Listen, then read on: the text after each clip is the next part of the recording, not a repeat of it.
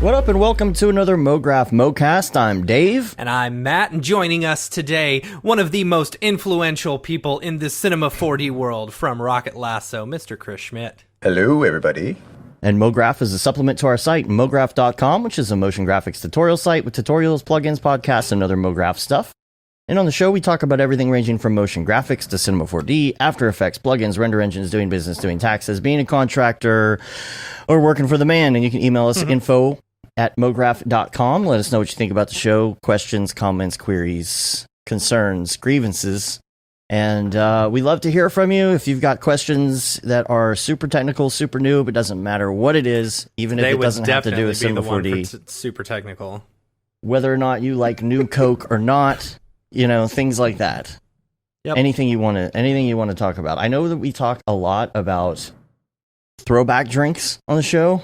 So, well, we haven't in a while. Not since. Well, you heard New Coke is coming back. Is it really? It's like a retro so New throwback. Coke is going to be Things. Old Coke? New Old Coke. Old New Coke. Old New Coke. It's just like a throwback, you know, Stranger Things promo for a little limited edition. Gotcha. Remember this terrible Coke? You want to try it again? Yeah, we've got it. It's called Crystal Pepsi. Yeah. Yeah. I have no recollection of what that tasted like. When did that even happen? I don't think 85. I never had New Coke. Yeah, See, my I had parents New Coke. growing up, they were always a Diet Pepsi family. We were a Diet Pepsi family, dang it. You know? So It's more closer to West Coast, I guess, then. That's the thing. West Coast is more like Pepsi. I don't know. It's weird.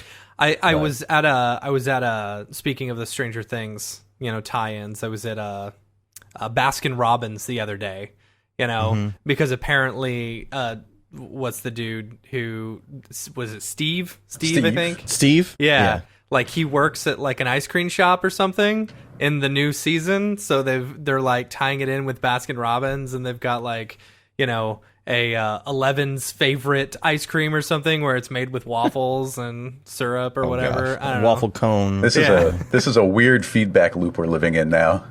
Yeah, right. Yeah. Yeah, just wait till 20, 30 years from now when it becomes like super retro to pretend that you're retro. Is it not now? Retro. Like, is it not now? Are you trying to tell like me that double mom retro. jeans are actually in style? They are. I live kind of It's just so off a terrible. college campus, and it's like, oh my god, it hurts my brain. Jeez. See, And giant glasses. Hey, Those there's already nothing wrong came with back. giant glasses. I don't like giant glasses. Like huge glasses. Yeah. Oh no. Anyway, the other thing I was going to mention is make sure that you subscribe to our new channels and feeds and things, because the other ones are going to go away. There's so many people that are still watching and listening to the old feeds on the YouTube channel and all that. Pretty soon you're not going to be able to join in or chat or do anything anymore, and so I don't want none of that. What happened to the show? Why do you guys don't do the show anymore? If you are currently liasting on the Brograph YouTube channel, stop. yeah, And go over to the unsubscribe, Mograph resubscribe. Well, you don't have to unsubscribe. Yeah, Well, otherwise, we're just going to keep going back to it, or they'll have a double feed. that's true. Cool. Yeah. Other notes for this week. Still, no. I love that comma Kevin just separated. said click subscribe button. Click subscribe button. But he's watching it in the Brograph one, not in the Mograph one. He's commenting there you in the go. Mograph one. That's Well, funny. Okay, here's one from this week, and Chris, maybe you have a good answer for this. But besides the take system, but Matt, you were having to do some re-renders this week. Yes. Yeah. And the problem is, it would be nice to have a way to, let's say you have 30 frames that you have to re-render, but they're all over the place. So do 1,7, 15, 23, and say which frames you want to re-render. Mm-hmm. So you don't have to sit there and babysit that one frame here and that one frame there. And a lot of people have said, well, just use the take system, but that's a lot of work. Well, I think so. They released something on Cineversity. It was a CV plugin, you know, but I was pretty sure that it actually used the CV frame range. Yeah. Yeah, doesn't that use the take system? I don't know. I felt like it did when I was watching Donovan's tutorial on it like a year or so, like right after they released it. But I don't remember. That might be a quicker way of using the system. Yeah. I don't know. I feel like comma separated values and just the render. The problem with it was I was using bools, and so what was causing, like, I was getting UV errors as it was rendering on like a few frames at a time because I was using those bools. Right. So. I've had that problem before. Sometimes you have to check every frame for that too if you're in Octane, but I don't know how that works. Other things from the week. Kevin. What did Kevin say? Oh, click subscribe click again. Subscribe again, and he's actually doing it in the Mograph one. That's funny. That's funny. I had a great project. I've got a great project for the reel this week. Don't you hate when something comes in that screws up a project? Like, you're like, this is going to be a great project. This is going to go on the reel, and then the client does like one thing, and you're like, I don't want to put it on the reel now. Yep. I had one of those this week because I designed like a sweet logo, but then their client came back and said, no, we want to use this old logo made with like Final Cut default font or something. Like it was the worst. So it was turd polishing all week, but I think I managed to make it look good. But sometimes you're in this situation where like the logo really doesn't lend itself to 3D, and you really got to be creative. And so I don't know. I'm thinking almost about doing like a thing on that. On sprucing up and just making everything How to polish else a look turd good. in Cinema 4D. Yeah, stupid logos need the most attention. But I'm thinking about doing something on that. Also, we've got some Camp Mograph updates. Camp Mograph. It's more of a retreat. So we got notes from people saying like that's stuck in their head now. Yeah, and that's good. That's good. That's the point. Yes. Whatever. So, Chris, did you see the like remix one that you're in?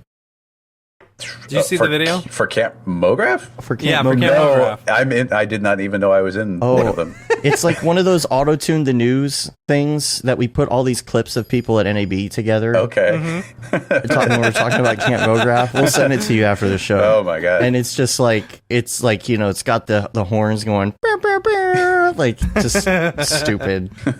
We'll send that to you. But we also have a song that was put together. That's our camp song. With a guitar and that we just got that in a couple days ago, and it sounded really good. You've got the kids sing along and everything, so that's gonna be great. Be our anthem. Imagine the introduction to Salute Your Shorts. That's where you go. Good reference. Yeah. So other things we've got Monkey Legs contest entries. We got some more this week. Yeah. Did you see Pickle Nicks? I saw Pickle Nicks. Oh, Pickle Nicks is so good. Mm-hmm.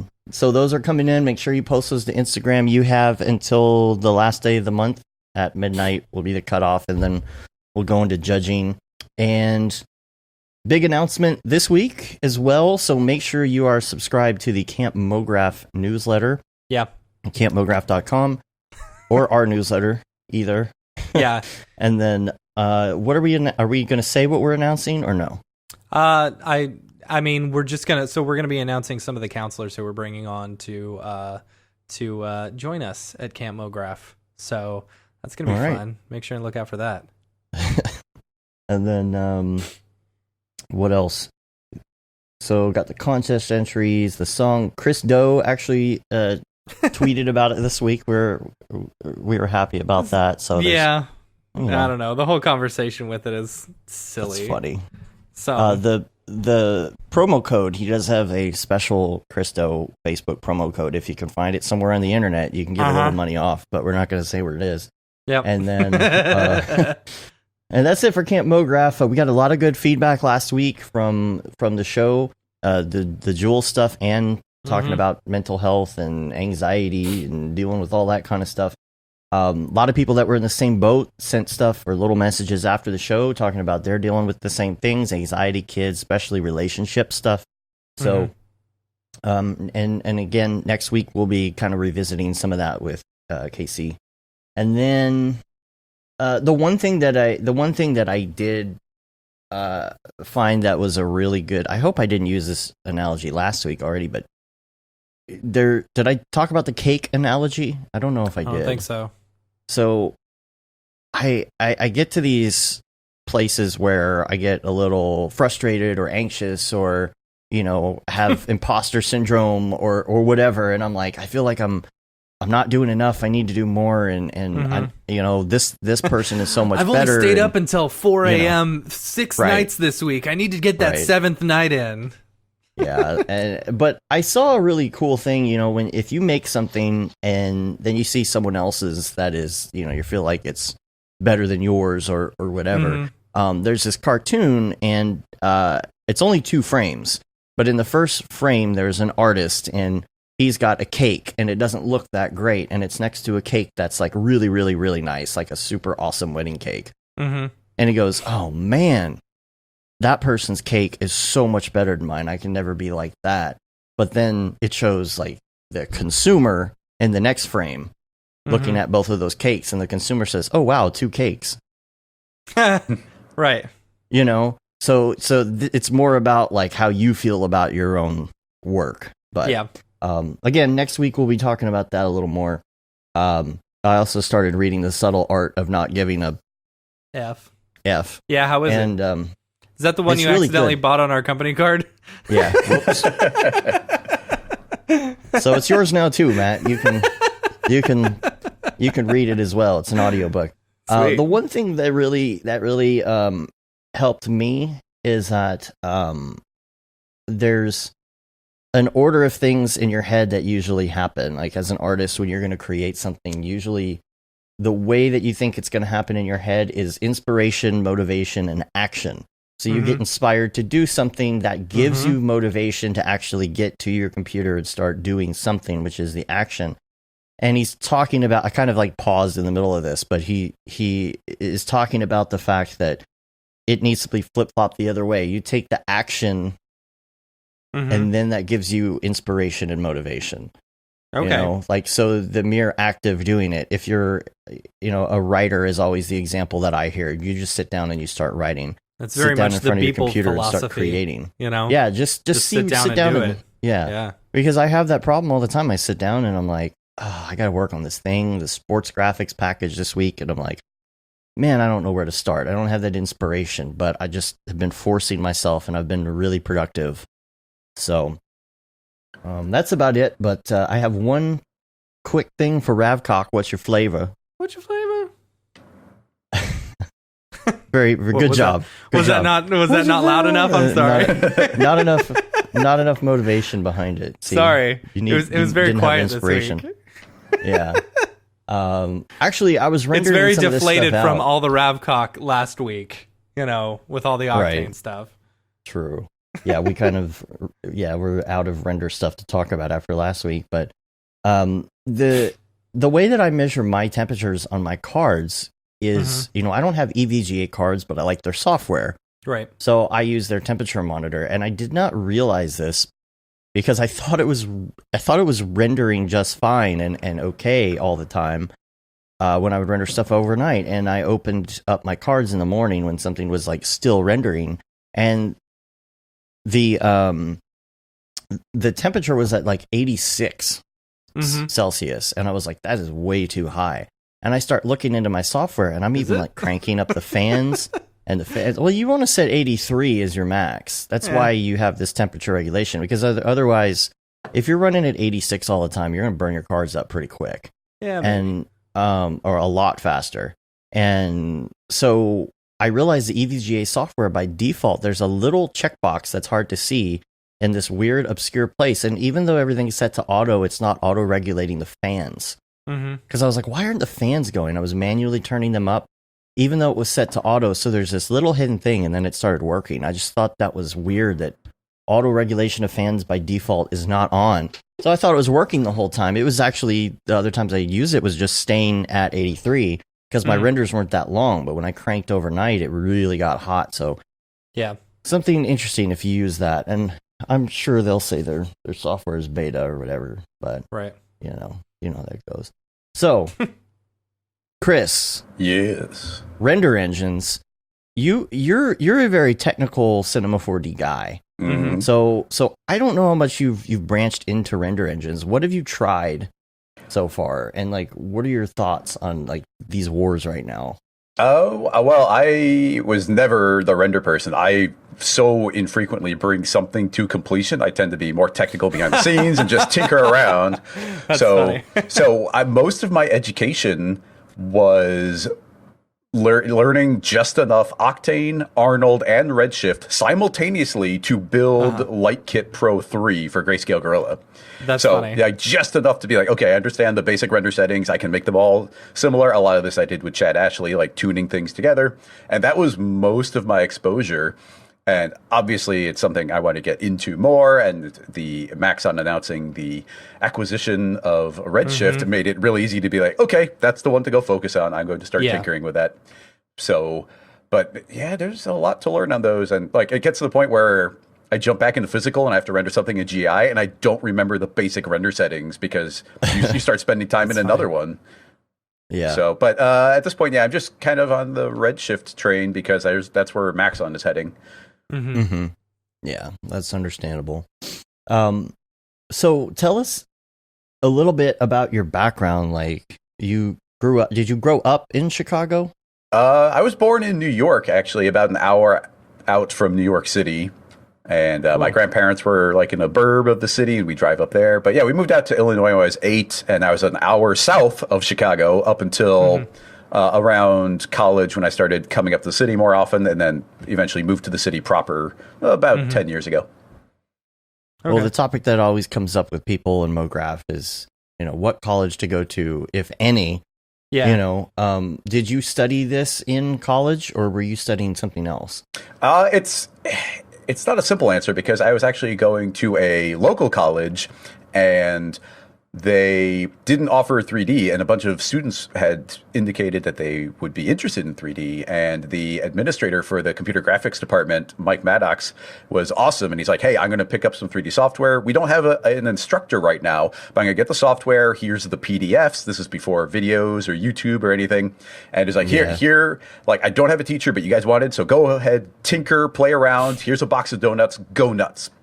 And I was spending 40 plus hours a week just playing with Cinema 4D. Like, I'd get into the school early, play. I was a lab aide. I would just play straight through and learn more and learn more. And I was there for 2 years doing that. And the day I graduated, I was then hired to then start teaching it. That's funny. So nice. So I don't want to say it was a college education that taught me any 3D, but it wasn't the the opportunity in college and having the time to dive deep and play and tinker and just push every single button. So yeah, a little bit of a mix there. That's crazy. What version of Cinema 4D was that? It was version 6 that we had in the lab. That's gotta be so difficult to learn. I mean, me personally, I'm a very visual person. I learned by watching your tutorials and stuff like that. Not by reading a manual. Reading a manual to me is like, it's almost like it's like reading calculus. I wouldn't even know where to start. Yeah, and you know what I'm saying? And I don't think they even had them as PDFs at that time. They had like little quick start PDFs.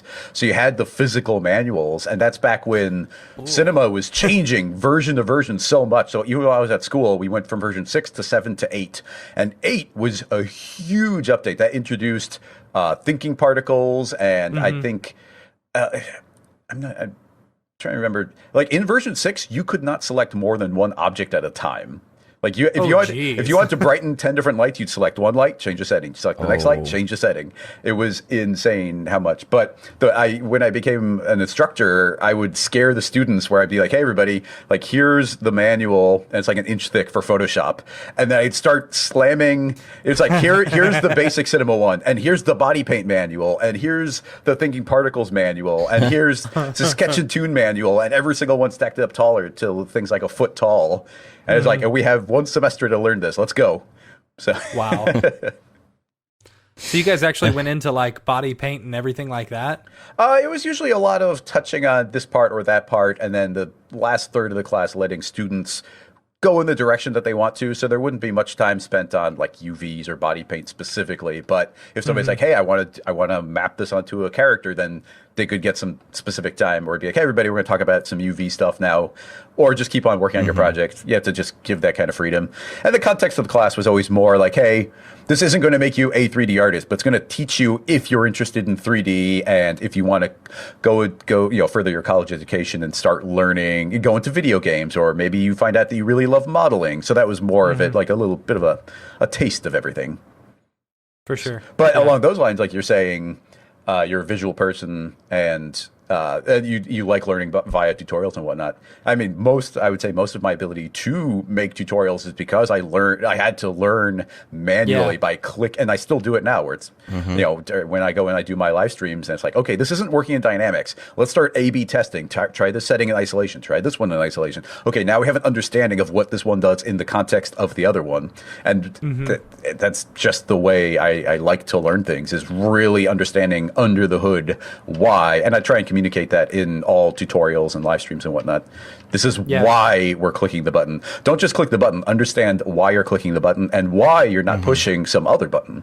I like that. Right. I like that. And that's one thing that I really like about your tutorials is that, like, sure, you can create a tutorial where it's like, okay, I'm going to show you how to, do something, follow my exact steps, but being able to figure out why you're doing it and how to change that in order to incorporate your own personal style, that's what I like. Yeah. Yeah. Just Kevin in the chat saying that he'd be a little bit freaked out if somebody slammed books on a table. A little more context is I would do that, and then by the end of the first day of class, everybody would have rendered out an animation from start to finish of like a spaceship flying through a canyon that they made from scratch. So it's like, okay, you've gotten a little taste of everything. In fact, back at Grayscale Gorilla, I had recorded a tutorial, which was almost my first day of class type of tutorial, where it's like, okay, you've now made something you go show off, and everything from this day forward is using the same basic, like we did a little bit of modeling, a little bit of texturing, a little bit of lighting.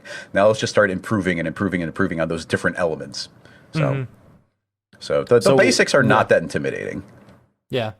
When you were there, I guess, what year was that? 2000. Yeah. 2000. Yep. Okay, cool. Yeah, see, what's funny, in 2000, I was doing kind of the same thing you were in classes, except I was doing 3D Max at the time. I was not even aware still of in high Cinema 4D school at that point. Yeah. But so 2000, you were there, and then let's talk about the rest of your journey to where you are now. How did you go from there to speaking at Maxon and Grayscale Gorilla and all of that stuff? Like, who did you meet? And like Chicago C4D, I'm sure, and had a lot to do with it, right? I'm trying to think of the avenues. Actually, all of those things are effectively completely unrelated. So I finished 2 years at community college, and I did 1 semester up in a school in Chicago, and they were doing all these requirements where, because I didn't know how to make spreadsheets, I had to take an intro to computer class before I was allowed to do any 3D, and I was pretty much so dumb. I was like, I hate when they do that. Yeah, I know. So I was like, straight up, screw this, and I didn't go back again. I was like, I'm done with that. I'm going to go pursue my career separate from that. I can learn this stuff quicker on my own. So yeah, that by itself stopped me from continuing to go to any more college and just start spending more time learning. And then from there, I was able to get essentially an entry-level position where I was doing, they called it corporate theater. But it's like, imagine if Pepsi is doing a big show for all of their executives and their salespeople. And so it's almost like, what do you call it? Like one of those, one of like the singing TV shows where it's like a big stage production, but it'd just be for Pepsi or for Gatorade or something like that. So I was doing all the previs for those. I would design them in Cinema 4D, in 3D, and then it would get transferred over to CAD, and then get the rest of the shop at Production Plus would physically build it out of wood and steel and do all the proper stuff. So I just kind of mock up what the clients were looking for. The good part of being at that job was, especially based on the person I was replacing, I was really fast. I was really fast with the software. I believe that. And so effectively, what used to take 3 weeks, I was doing in 3 days. If it took 3 days, I was now doing it in 3 hours. So. Yeah. And so it just gave me a lot of free time. And luckily, back then, Reddit didn't exist. So I was spending all of my time learning more and more Cinema 4D, just clicking more buttons. And I started learning Espresso and a tiny bit of code.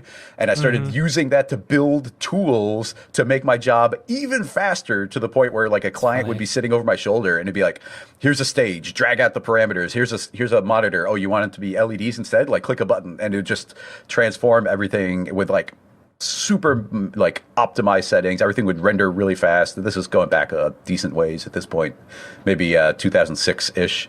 And I started learning more about, like, even more about cinema, more about Espresso, and it kind of established my love of making tools. Like, any day I could be like, oh, I can add a new light type to my automatic truss structure. It was like, yes, I get to do that. I would just, at this point, do a feedback loop of creating better tools, which gave me more free time to create things faster, then to learn more. And that was also an amazing time to be able to be pursuing that.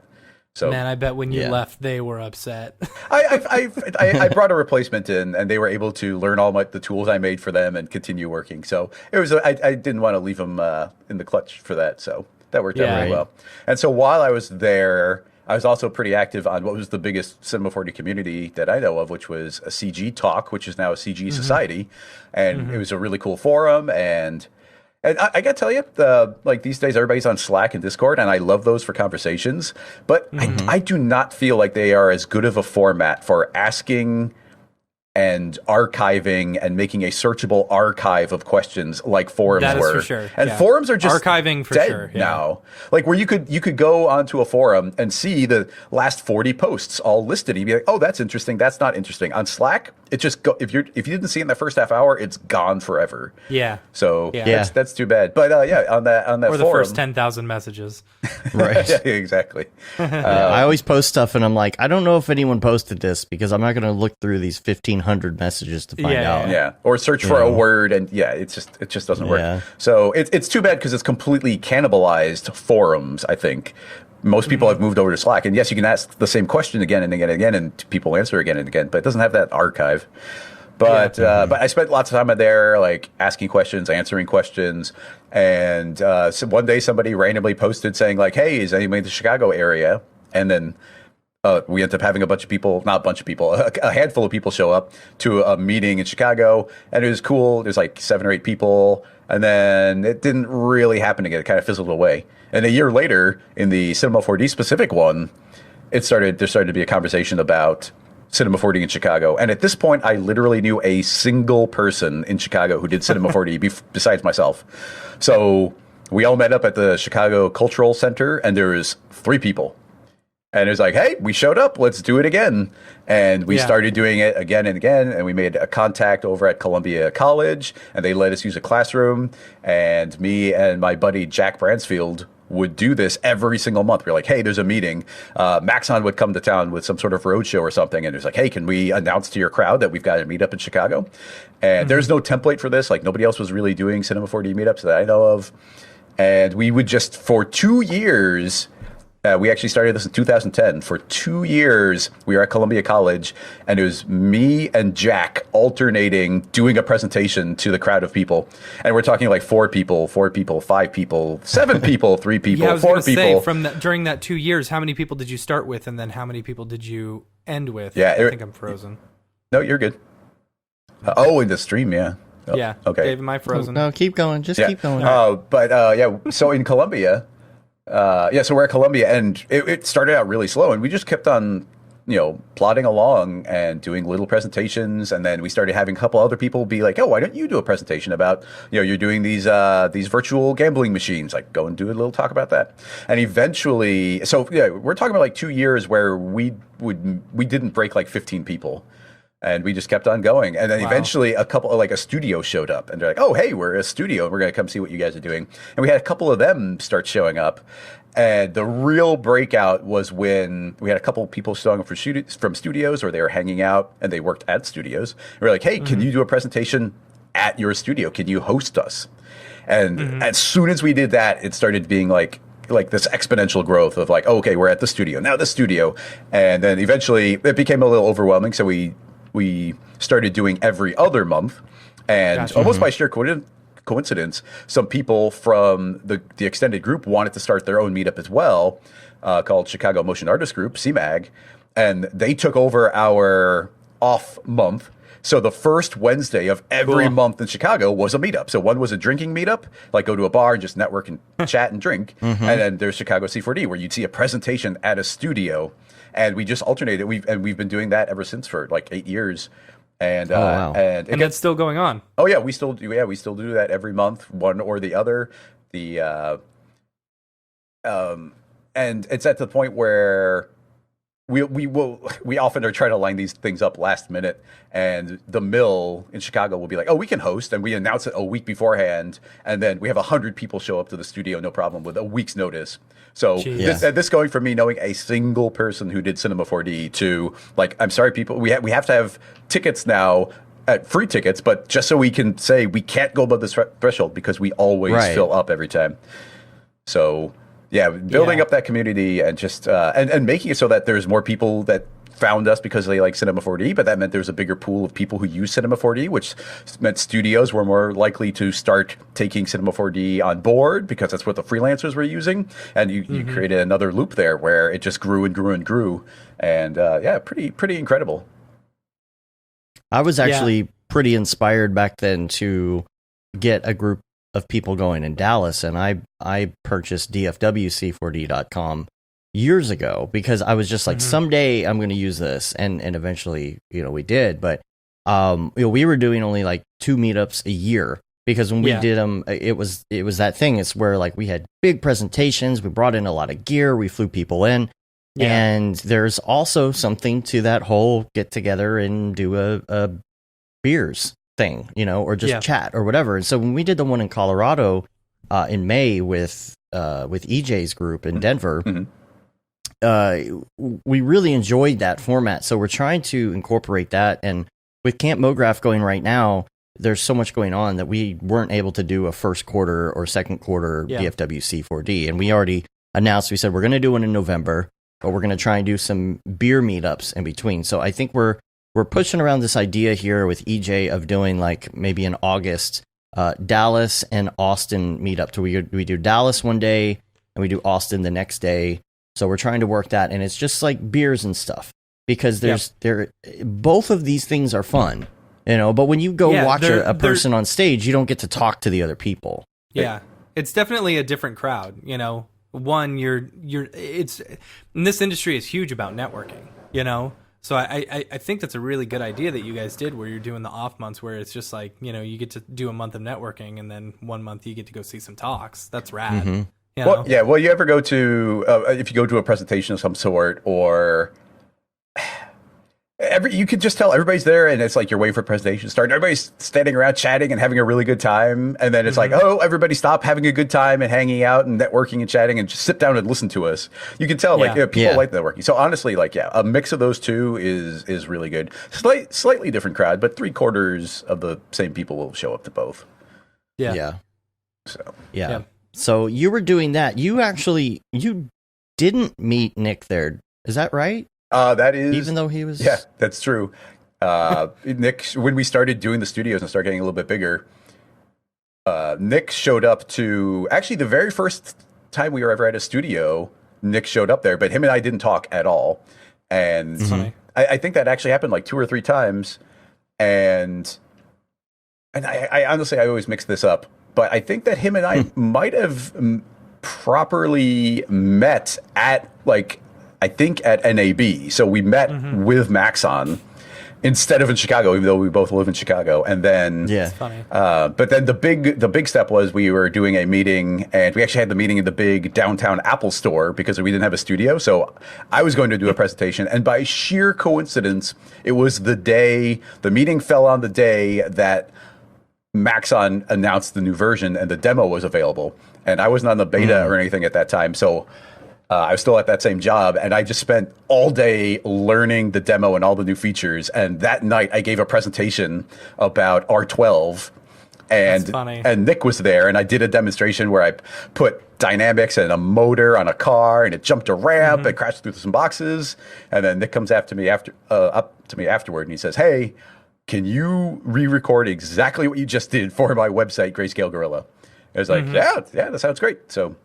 Yeah, that began that. And then as far as building tools with him, that was another conversation that happened at NAB where he had already made LightKit, and he was talking about making a tool called CityKit. And he was pitching to me his idea for it. I was like, no, that's not. Don't build it like that. Like if you build it with Mograph, and you do it this way, and you can make all these buildings, and they can scale up different. And he's like, that's great. You and me are working together on CityKit, and like the next day, as soon as first day I got home, I built like a prototype of like was 50% of the final CityKit engine. And then we spent the next couple months like building buildings and figuring out the way the materials work and everything. But yeah, that worked really well. And so we launched CityKit together. It did well enough where I was like, you know what, I think I want to do more of this. And that's when I left the full-time job I had and started focusing full-time with tools with Nick. But what's crazy is I wasn't an employee at Grayscale Gorilla pretty much until like the last 2 years. I was actually an independent contractor for that all of those years prior to the end. I was there for 9 years, I think. So for 7 of them, I was an independent contractor, and we just did some sort of profit sharing on building the tools, and yeah, it was. I mean, I learned it at the previous job, but I loved making tools. So this just was amazing, building up that kind of stuff. Yeah, it sounds like it from your background at the other job. That's crazy. And then, no, go ahead. Yeah, it's just to me, it's very satisfying because like I said, I'd never make final renders. It's so rare. Yeah. So to make a tool is to make something that just has a lot of potential. And then you can put it out into the world, and you see people taking that tool and making something really cool out of it. CityKit's actually the best example, even though it's the oldest one I worked on, because for me anyway, I can very clearly see it. So suddenly Sports Center is on the TV, and it's like, oh, there's CityKit. And then there's advertisements for General Hospital. It's like, oh, there's CityKit. We're walking on the floor on NAB, and somebody's got this camera animation going. It's like, oh, more CityKit. So it's just like, wow, look at, and then, and it peaked where CityKit was used in Iron Man's HUD when he's flying around in the first Avengers movie. And it's like, oh, there's the building. Like, I made those buildings there. Like, I didn't work on Avengers, but I did make the buildings that were in a tool that made it to Avengers. So it's like, I made that polygon right there. So that's pretty cool. You living a little vicariously through the tools is very fun. So you had to have a little tag in the movie, like in the credits, polygons provided by, so they need to. But you are fairly good at speaking, you're very outgoing, and I think there's something about this industry that gets people who may be introverted to be a little bit extroverted. I don't know what it is about like meeting up with fellow nerds or whatever it is that kind of gets us going. Did you have difficulty getting into that whole area, like speaking, being on camera, standing in front of a bunch of people at a podium? Or were you always like that? Oh no, I was as introverted and shy as anyone you've ever met. Like, and speaking to what you just mentioned, what I think makes this special is when a bunch of nerds hang out with each other, you can talk about that nerdy thing. So if you put me in a room with a bunch of people I don't know, like plop me into the middle of a wedding where I know nobody except for like the groom, like I am going to be stressed out and anxious and kind of freaking out. Like I got to get out of here. I got to get out of this place. Like danger, run. But you bring me to SIGGRAPH or NAB or in one of these meetups, and we can talk about Cinema 4D and nerdy stuff, and it's just all of my anxiety just goes away in those contexts. And then when it comes to things like public speaking, presentations, even recording a tutorial or a podcast, it's really just something that you get used to. Like eventually you get used to seeing your own face. You get used to hearing your own voice, so it doesn't sound strange anymore. Everybody, when you hear your own voice, everybody's like, "Oh, I hate my voice," because it doesn't sound the same way coming through headphones as it does in your head. But eventually you're like, "Oh, that's what I sound like to everyone else." You just get used to it. But luckily I was able to ease my way into that, where I started teaching a class. And when I started, because I got hired straight out of it, I was teaching people who I had been a student with the previous semester. So that was pretty casual. And I mean, everything was really friendly and open there. And then everyone gets A's all around. that is a challenging part, is figuring out grading systems, especially in a community college. But doing that and then beginning the presentations at Chicago C4D in front of very small groups of people. That's not to say I wasn't terrified when I met Maxon. In fact, you asked how I had met Maxon, and I was going to SIGGRAPH every year, and the Production Plus was paying for me to go there, which was super awesome of them. And I had spent a lot of time in thinking particles, and I built this really, really elaborate tree growing rig out of thinking particles, like purely thinking particles, and it would grow an entire tree. It's like the most advanced thing I'd ever built up to that point. And I knew one person who worked for Maxon Germany via online chat rooms and CG Talk. And there was a CG Talk meetup, and we went there, and I showed her what I had made, and she's like, "Oh, that's really cool. You should show this to Kai." And then so the next day I went to the booth, and she brought Kai over, and I showed Kai, and Kai's like, "Oh, this is really cool. You gotta show this to Rick." And he brought Rick over, and then Rick's like, "Oh man, this is really cool. You gotta show this to Paul." And I show Paul, and Paul's like, "Oh man, this is really cool. You should come to dinner with us." And to me, it's like, oh, like I'm freaking out at that point. I don't know them. This is pre-Chicago C4D, I think, or maybe it's like the very minor meetups. So yeah, I was freaking out at dinner there. Like it like gave me a stomach ache. I was so freaked out being to dinner with them. But yeah, funny. They started inviting me, but even easing in for the presentations. I did not present for Maxon right away. I spent the early years being at one of the booth, like what you call one of the pods, where I was just kind of there representing Maxon, there to answer people's questions and tell them what Cinema 4D was, and just essentially play with Cinema 4D on a screen and have people come over and ask what it does. So I got to do that for a couple of years before I ever did my first proper presentation for them. So I got to really ease in on that to the point where like I don't get the butterflies in my stomach for a Maxon presentation until the 2 minutes before. Like once I start putting on the microphone, it's suddenly like, okay, now, but it's not like a day or a week or a month of worrying of it. So yeah, it just gets better and better as time goes. So yeah, it's interesting what it takes to put on one of those shows. A lot of people who, especially the people who've never been there, all you kind of see is that little, rectangle window that's coming from the show floor live, and that's really all you see. And if you're not there and you're not involved, you don't really know about all the other things going on, the technical aspects behind it, all the planning that goes in. I mean, good Lord, the people at Maxon spend a lot of time in the planning stages of a show like that. And and if you don't think that they're already head over heels, busy with SIGGRAPH right now. Oh yeah, for sure. Oh, definitely. And maybe probably the next thing and the next thing after that, there's so much, and even just us going there, it's busy, because we're working with them, and we're doing interviews, and we're doing out presenting sometimes, or whatever it is. There's a lot, and presenting a 50-minute presentation, that's a long time. Yeah, there's something more comforting about sitting in front of your camera doing a 50-minute presentation, or just winging a 50-minute presentation, because it's whatever, you screw up, but it's there's something about standing at that podium that's different, but it takes a long time to get over that. I think that's why there are some really good artists out there that just don't want to present anything, Yeah. And so. I know Maxon has asked a bunch of artists to come present, and they're just like, nope.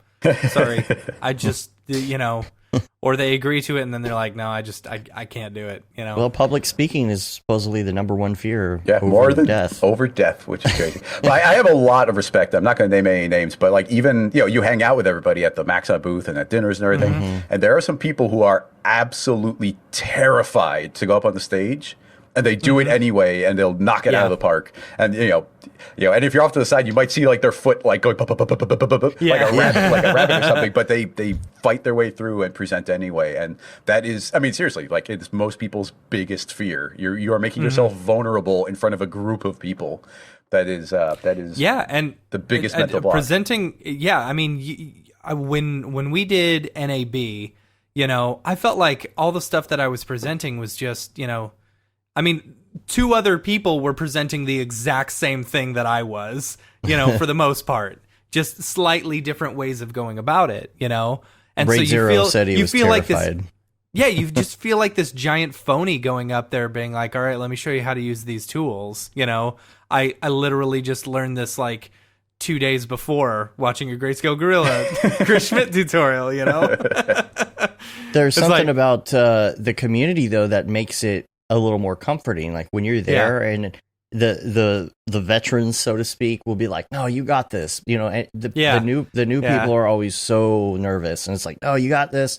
It's fine, and we're all gonna sit in the audience and watch you and judge you. No, we're gonna be there. We're there to help. When I did my first one, like I got hung up on something, like something wasn't working, and like there was a row of like 5 people in the front. We're like, you got to check that checkbox, and I'm like, oh yeah, okay, cool.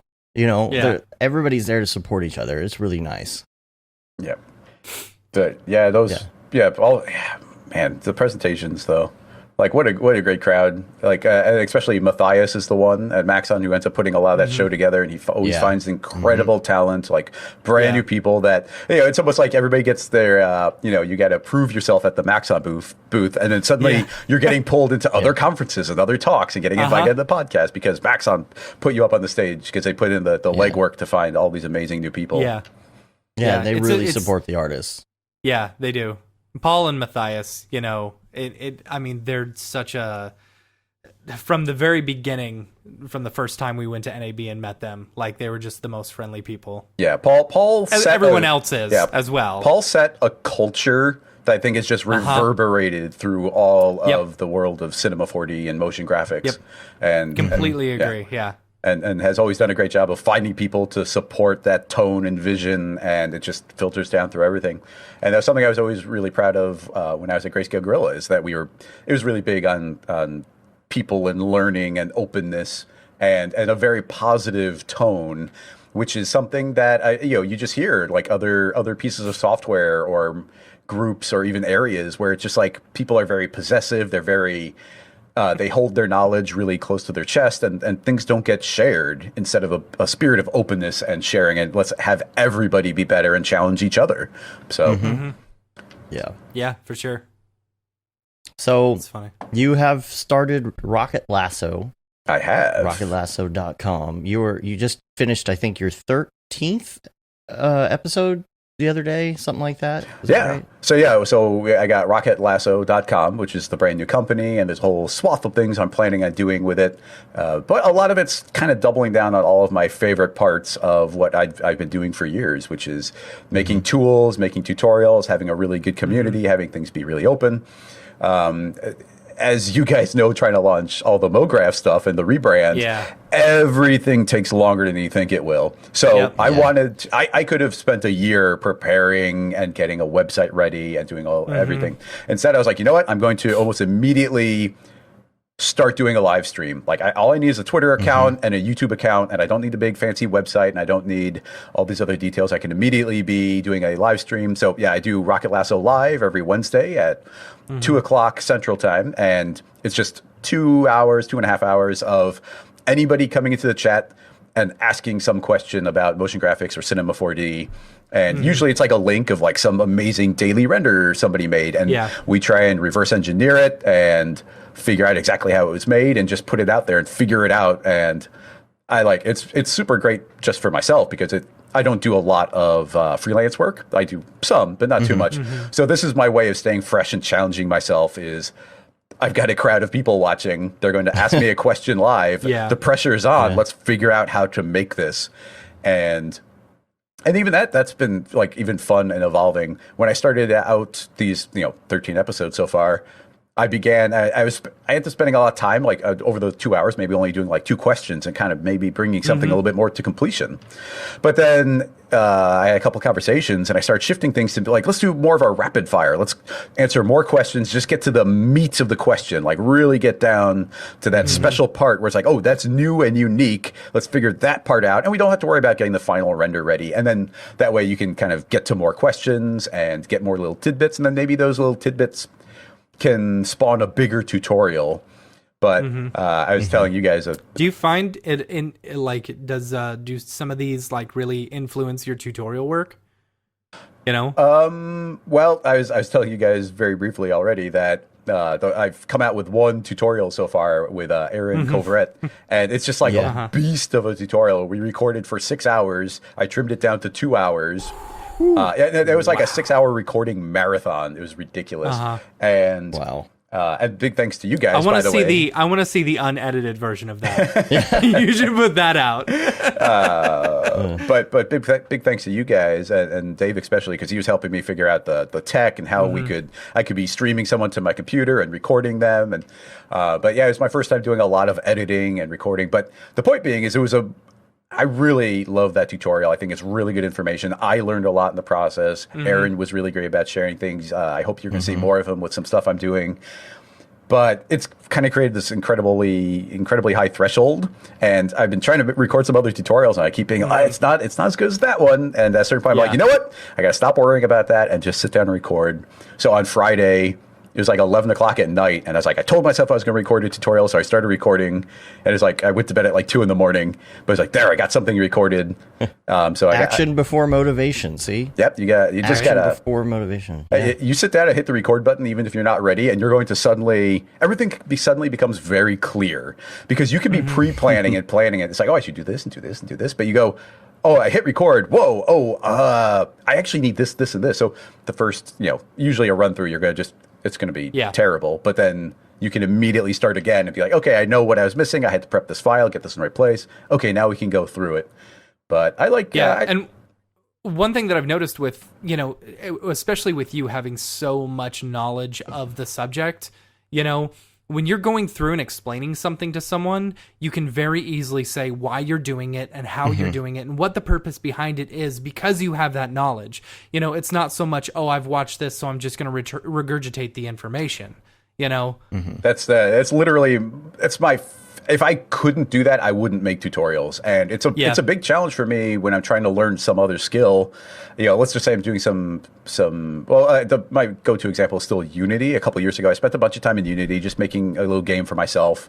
And I went through a lot of different people who made tutorials before I found someone who would do something and explain why he was doing it instead of just do this. And that's Quill 18, and he's still making stuff, and it's amazing. And he's just that kind of educator. And I realize how not only did I naturally teach that way, but that's what I sought out in teachers. And nothing's more satisfying to me than when I'm doing something live or unrehearsed, and I go, we're going to do this wrong, because it's very likely that you will fall into this trap. So I'm going to do it wrong, explain why it's wrong, and then we'll do it the right way, because there's this giant pitfall that you're very likely to fall in. And to steep myself in so much Cinema 4D, to anticipate what is likely to be a problem, explain why it's bad, and then go forward with the proper way is just like, okay, that's good information. Like, I really feel like I've taught something really now. Is.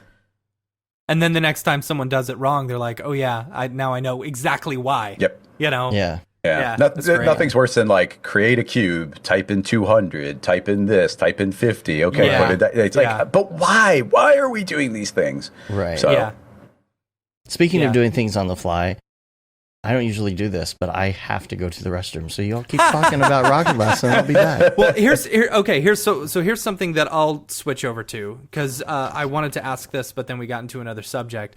So doing these Chicago C4D meetups and stuff like that, eventually I'm assuming that merged into HalfRez?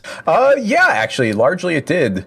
We were at a meetup, and somebody who was a member of the meetups worked at a movie theater in Chicago, and they're like, "Hey, we could have a meetup at the theater."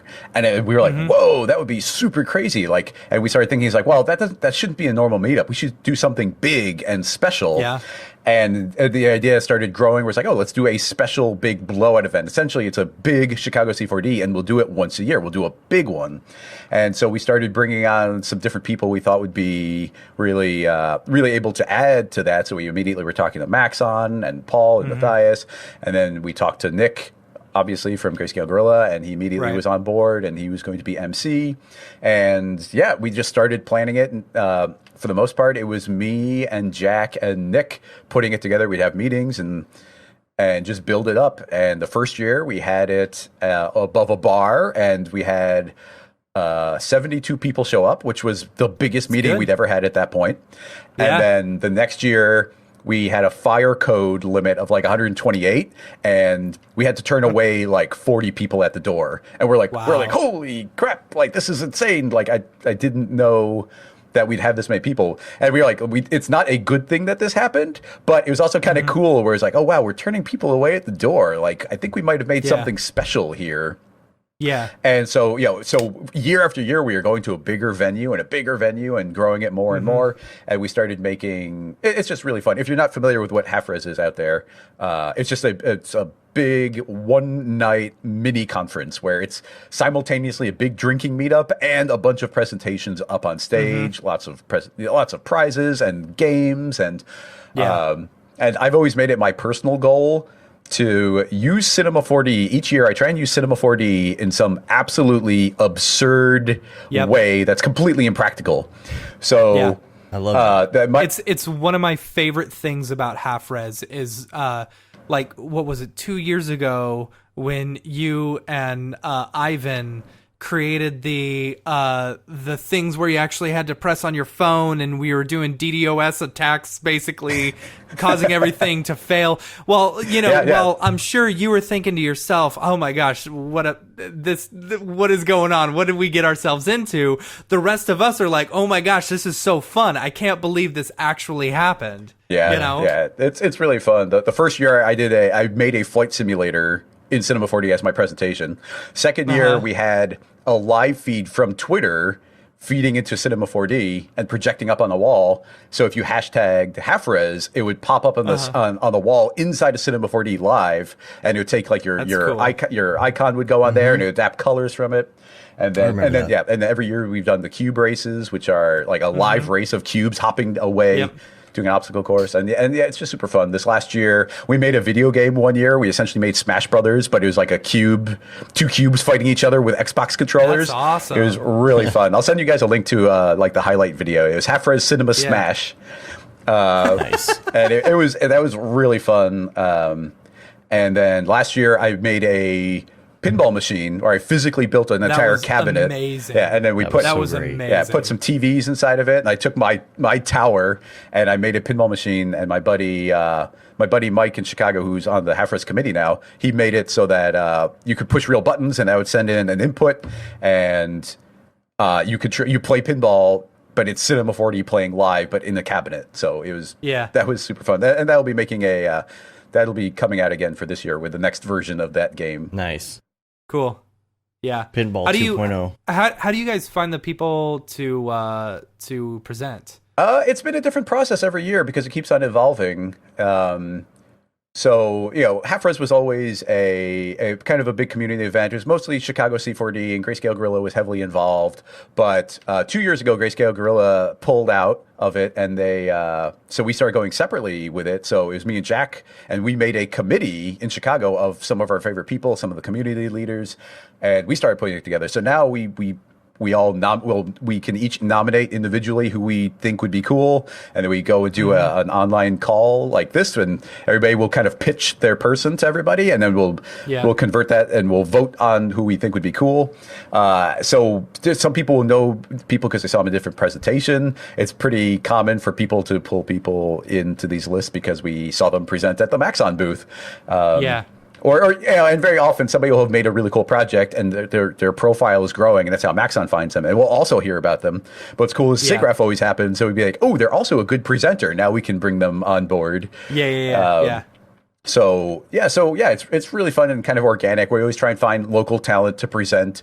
One year we had a brand new company, Run Kick Shout, and they'd only started a year before. And it was like, hey, can you do a presentation about leaving a studio and starting your own company? And it was like so fun having the two of them up on stage and riffing off of each other. That was really fun. So for sure. I loved Bhakti last year. Yeah, Bhakti was great. Yeah, she was really good. Yeah. Although, this year we're making sure we can have a podium that can adjust, because it sucked that it's like nobody could see her behind this giant podium that we had. Yeah. By the way, we do have the presentations recorded, and those are going to be coming out soon. HalfRez this year is going to be on September 18th. The tickets are not quite available yet, but you can go to halfrez.com and sign up, so you'll get an email when they're available. It's going to be really cool. There's been a bunch of new work done on the website this year. So if you guys don't know, we also introduced last year studio tours, and the studio tours are going to 3 different studios in Chicago and having a little mini presentation from each of them. And you get in this little trolley and get to go around the city, and that's really cool. But we can only put 30 people on that because, studios can't fit that many people. So those tickets go like instantly. But, if they're available in the beginning, those will be purchasable right when you get your HalfRez ticket, but you're also going to be able to order your t-shirt at the same time. That way, it's always been such a nightmare figuring out exactly how many t-shirts to produce. You guys should know that. You're like the t-shirt experts. I mean, we're closing out our Camp Mograph ticket sales a month before the actual event, specifically because we need to know how many t-shirts to print, how many banners to do, all this other stuff, how many hacky sacks to order. Oh my God. Yeah.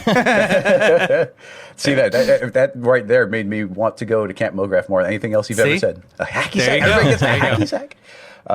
Here's something that I'll say that you do really well, and that I'm mad that I didn't think about this, and I don't know if this was intentional for you guys when building out HalfRez, but when you're putting the people who are also coming to HalfRez, if you see the people who are coming to HalfRez, you're like, oh, now I gotta go. Yeah, I can't miss just out. To see the people. Yeah, exactly. Yeah. I mean, that was FOMO. That was our whole inspiration with bringing on camp counselors and stuff like that, is so that, you get to hang out with some of these, cool people and stuff like that. Yeah, absolutely.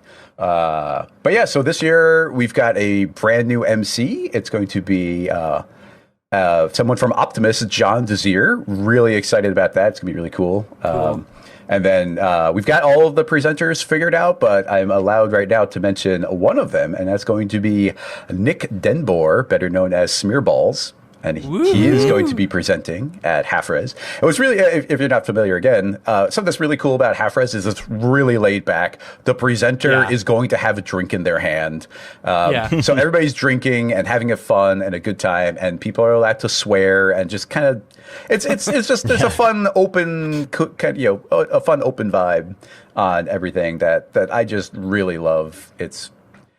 It's always this really interesting clash of like, there's a lot of people there to drink and network and hang out, and they never leave the bar section. And there's people who come in and sit down in a chair and never get up and watch every presentation. And people are floating back and forth between there, and then, coming in for the prizes of the cube races or all the different parts. And it's just such a great, crazy amalgamation.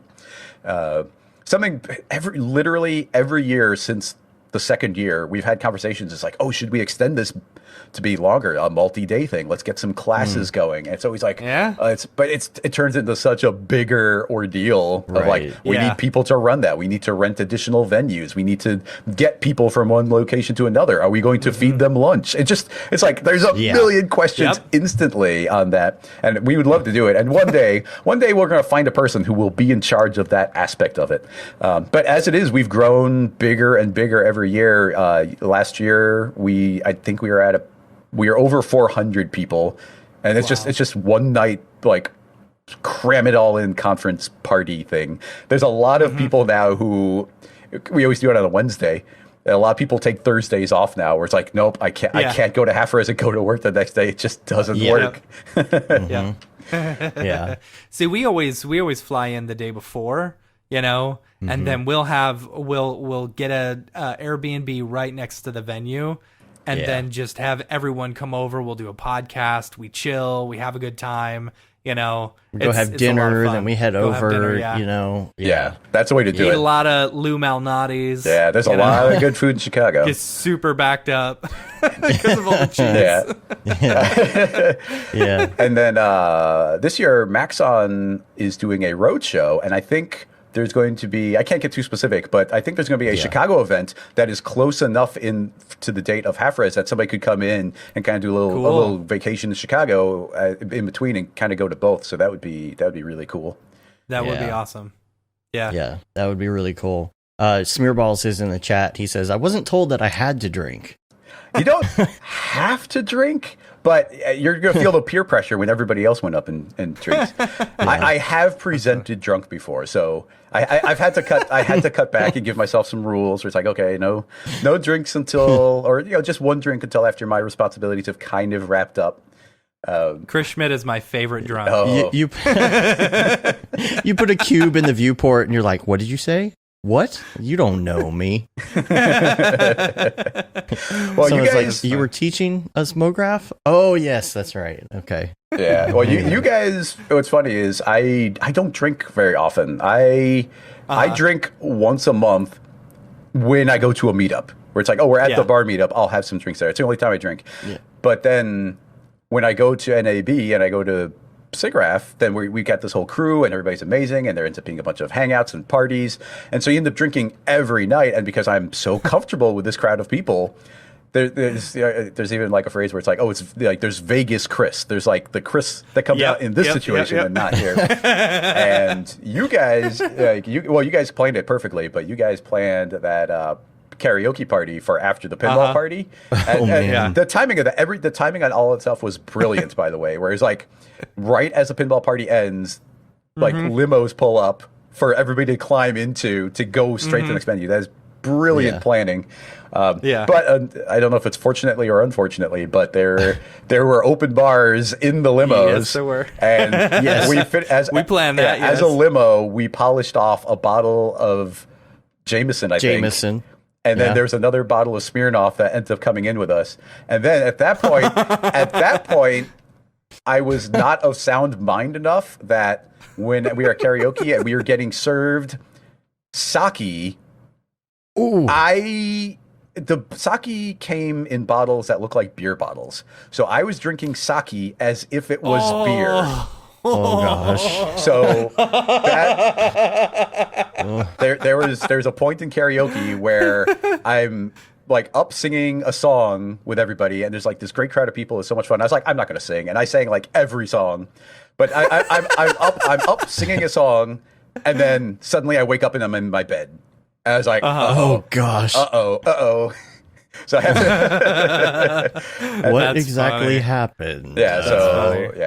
So there's like, but you would never know. Like the next day, you were just like, "Hey, everyone, how's it going? What's up?" Happy-go-lucky Chris Schmidt. Yep. I had like booth detail at like 10 o'clock the next day or something, which isn't crazy early. But I go there, and person after person walks up and they put their hand on my shoulder. It's like, "Are you okay? What are you doing here?" And I'm like, "Oh God, what did I do last night?"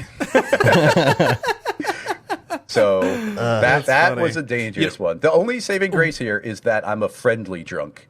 So yes, you are. Yes. That is for sure. That's true. I just start hugging everybody. So one of like, the first HalfRez we went to, you invited us to your house to hang out. An unplanned after party. Unplanned, with you just screaming to get more ice and like jamming the ice thing and waking everyone up. I have roommates. Yeah, well, that's because it was completely unplanned. So I have roommates who didn't think anyone was coming over. Not only that, I don't often host people. So while I had alcohol in the place, I didn't have glasses to serve it in. So people were drinking out of like giant coffee mugs. They're like drinking bourbon out of coffee mugs and cereal bowls. Cereal bowls. Bourbon and cereal bowls. So that was great. The next year, it was one of my favorite nights in Mograph because like we were hanging out with Paul Babb and you, and EJ was there, and Andrew Kramer. Andrew Kramer, Yeah. you know, and yeah, it was so cool. It was such a cool night. And like, there's a video that I've got of myself where I'm just like, you know, it's like a selfie and I'm going around the room and there's all these like amazing people in this industry. And I'm just like, I can't even believe I'm here. That's crazy. Yeah, that was a You know? crazy night. So and Yeah. you can't plan that kind of thing. In fact, it only works can't, because no. it wasn't planned. So Yeah. Right. Yeah. Yeah, absolutely. Somebody was asking, I think it was Lucas in the chat was asking where to stay, like what area if going to Chicago, and we usually stay in an Airbnb that's near the venue because then it's a great area for one, but then we can walk around and do whatever, maybe go play arcade games and then just walk over to the venue. Yeah, exactly. And it's the same venue. I could say it's the same venue as last year. So we're at Chop Shop, First Ward. Mm-hmm. Yeah. And dang it, I'm so bad at neighborhoods. Park. Yeah. Is it in the Lincoln I was going to area? say Lincoln Park. It might be the heart of Lincoln Park right there. It's like right where the blue line crosses like the 6 points. It's really, but it is like an amazing, fun area. So that's definitely where to grab an Airbnb or a hotel. And that's a good time. And yeah, this year it is in the same venue as last year. But we pretty much maxed out last year. So there's a good chance that next year we're going to have to go Wicker venue Park. hunting. Wicker Park. There you go. Park. Yeah, Wicker I was like, Park. Lincoln Park's a little further north. Yeah, Wicker Park. So it's a good time. So It's awesome. Yeah. That's exciting. yeah, it's always good. And this year's going to be good. I'm really excited about the presentations we've got put together. It's always good on us when it's the same venue a second time because a lot of things are figured out earlier and we can put the date in right away. And you can't plan anything until you have the date because you can't get presenters until you know when they're coming out. You can't do anything. Yeah. So that always helps. And a bunch. I assume it's tough around that area because I mean we are, you know, when we were booking the time for Camp Mograph, we're like, well, you know, SIGGRAPH and then HalfRez and then Node you've also Fest got and- Node Fest and you've got Blend Fest and, you know, all these other ones. It's like it's jam packed near the end of the, you know, near the end of the year. Yeah. That's you true. know? So What's always helped out for us, and people are always like, well, why don't you have it on a weekend? It's like, we can't afford a weekend. Like, we're renting out, we're renting out concert venues. We can't go there on a Saturday or a Friday. Like, we can do a Wednesday though. So, and I don't know, it always ends up where Wednesday is just a night that people can go do things. Like Mondays are too busy. Fridays people have plans, but Wednesdays people can go do something on a Wednesday. Yeah, that's why we do stuff on Thursdays. I think originally when we were starting the idea of DFWC4D, Barton Damer was actually like, no, you need to do this on a Thursday. We're like, a Thursday, really? He's like, yeah, well, because people have plans on Friday. People do things on the weekend. And honestly, a lot of people, if they're local, they're leaving work and going straight to your thing. Yes. Yeah. Where, they won't do, if they go home, if they have to go home first, they're not going to make it back out. They're No, not gonna- definitely. No, if you get to go in your house and take off your shoes, Sit down. like you are not getting up again. So you also time it. Yeah, there's a lot of little tiny details that definitely make all the difference when it comes to planning and running a meetup. So that's a good one. What's the balance now with that? Like with the popularity of Chicago C4D HalfRez, like, is there like a ratio of people who are coming from other places as opposed to who's local now? Like, is it mostly people flying in for the event now, or is it still a lot of Chicago? You know what? We don't really poll in any kind of way to see exactly the way it breaks down. I think you kind of get like an exponential fall off. Like the closer you are to the city, the more likely you are to be there. But then people come down a bunch of people come over from Milwaukee or from the surrounding states where they can drive over Detroit and over from St. Louis. Like people can come over really easily. And as you go further and further away, we'll have a lot of people coming from New York and Florida and LA, California in general. And then you get people who will plan a big trip and fly over from Europe. And that's when it gets like super nuts. It's like, what? Like, but they're like, they come and they do like the architecture tours in Chicago, which are like, that's where we met Phil for the first time. Raid Zero. Yep. He came over from the UK. Across it's the like, pond. oh, this is what you look like. Yeah. Meeting people where you only know their icon or their avatar is always the freakiest thing. Yeah.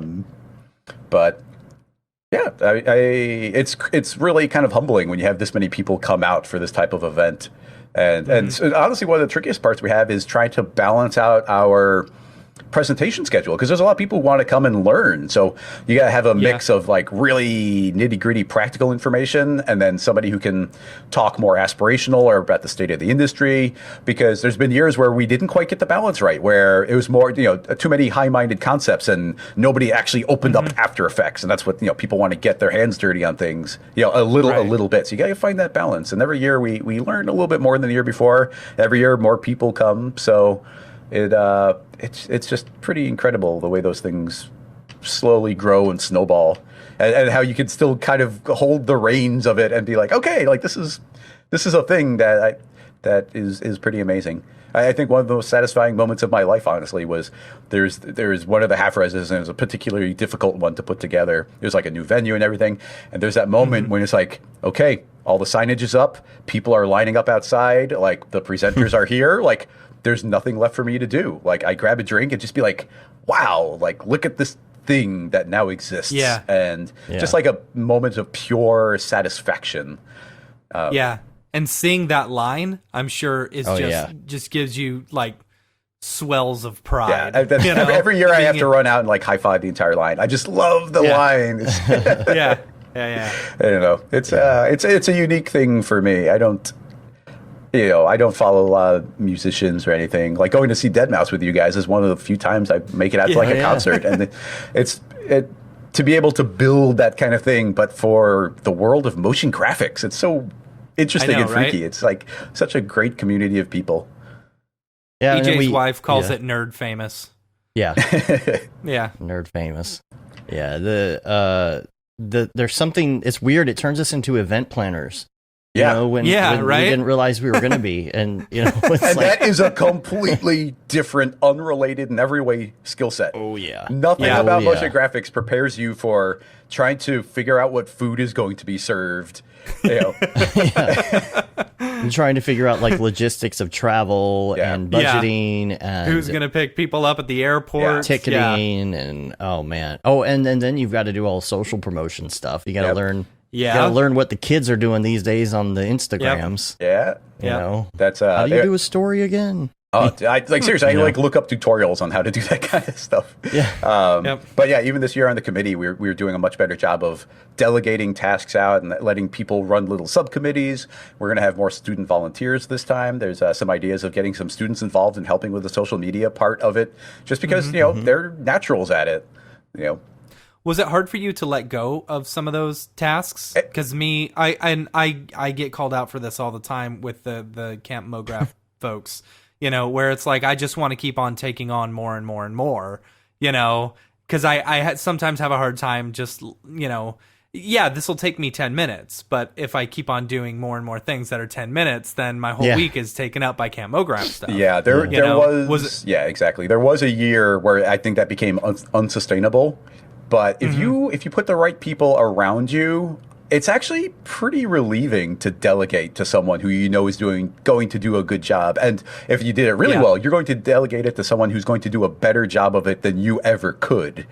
So we've got Rachel on the committee, and she is just the most perfectly organized person who can build lists and schedules and have everything laid out perfectly. And it's like, I am the worst at that. It's like there's comments I should be responding to in the planning Slack channel from 5 days ago, and I'm like, oh, I gotta go check the Slack channel. I'm doing so bad at this.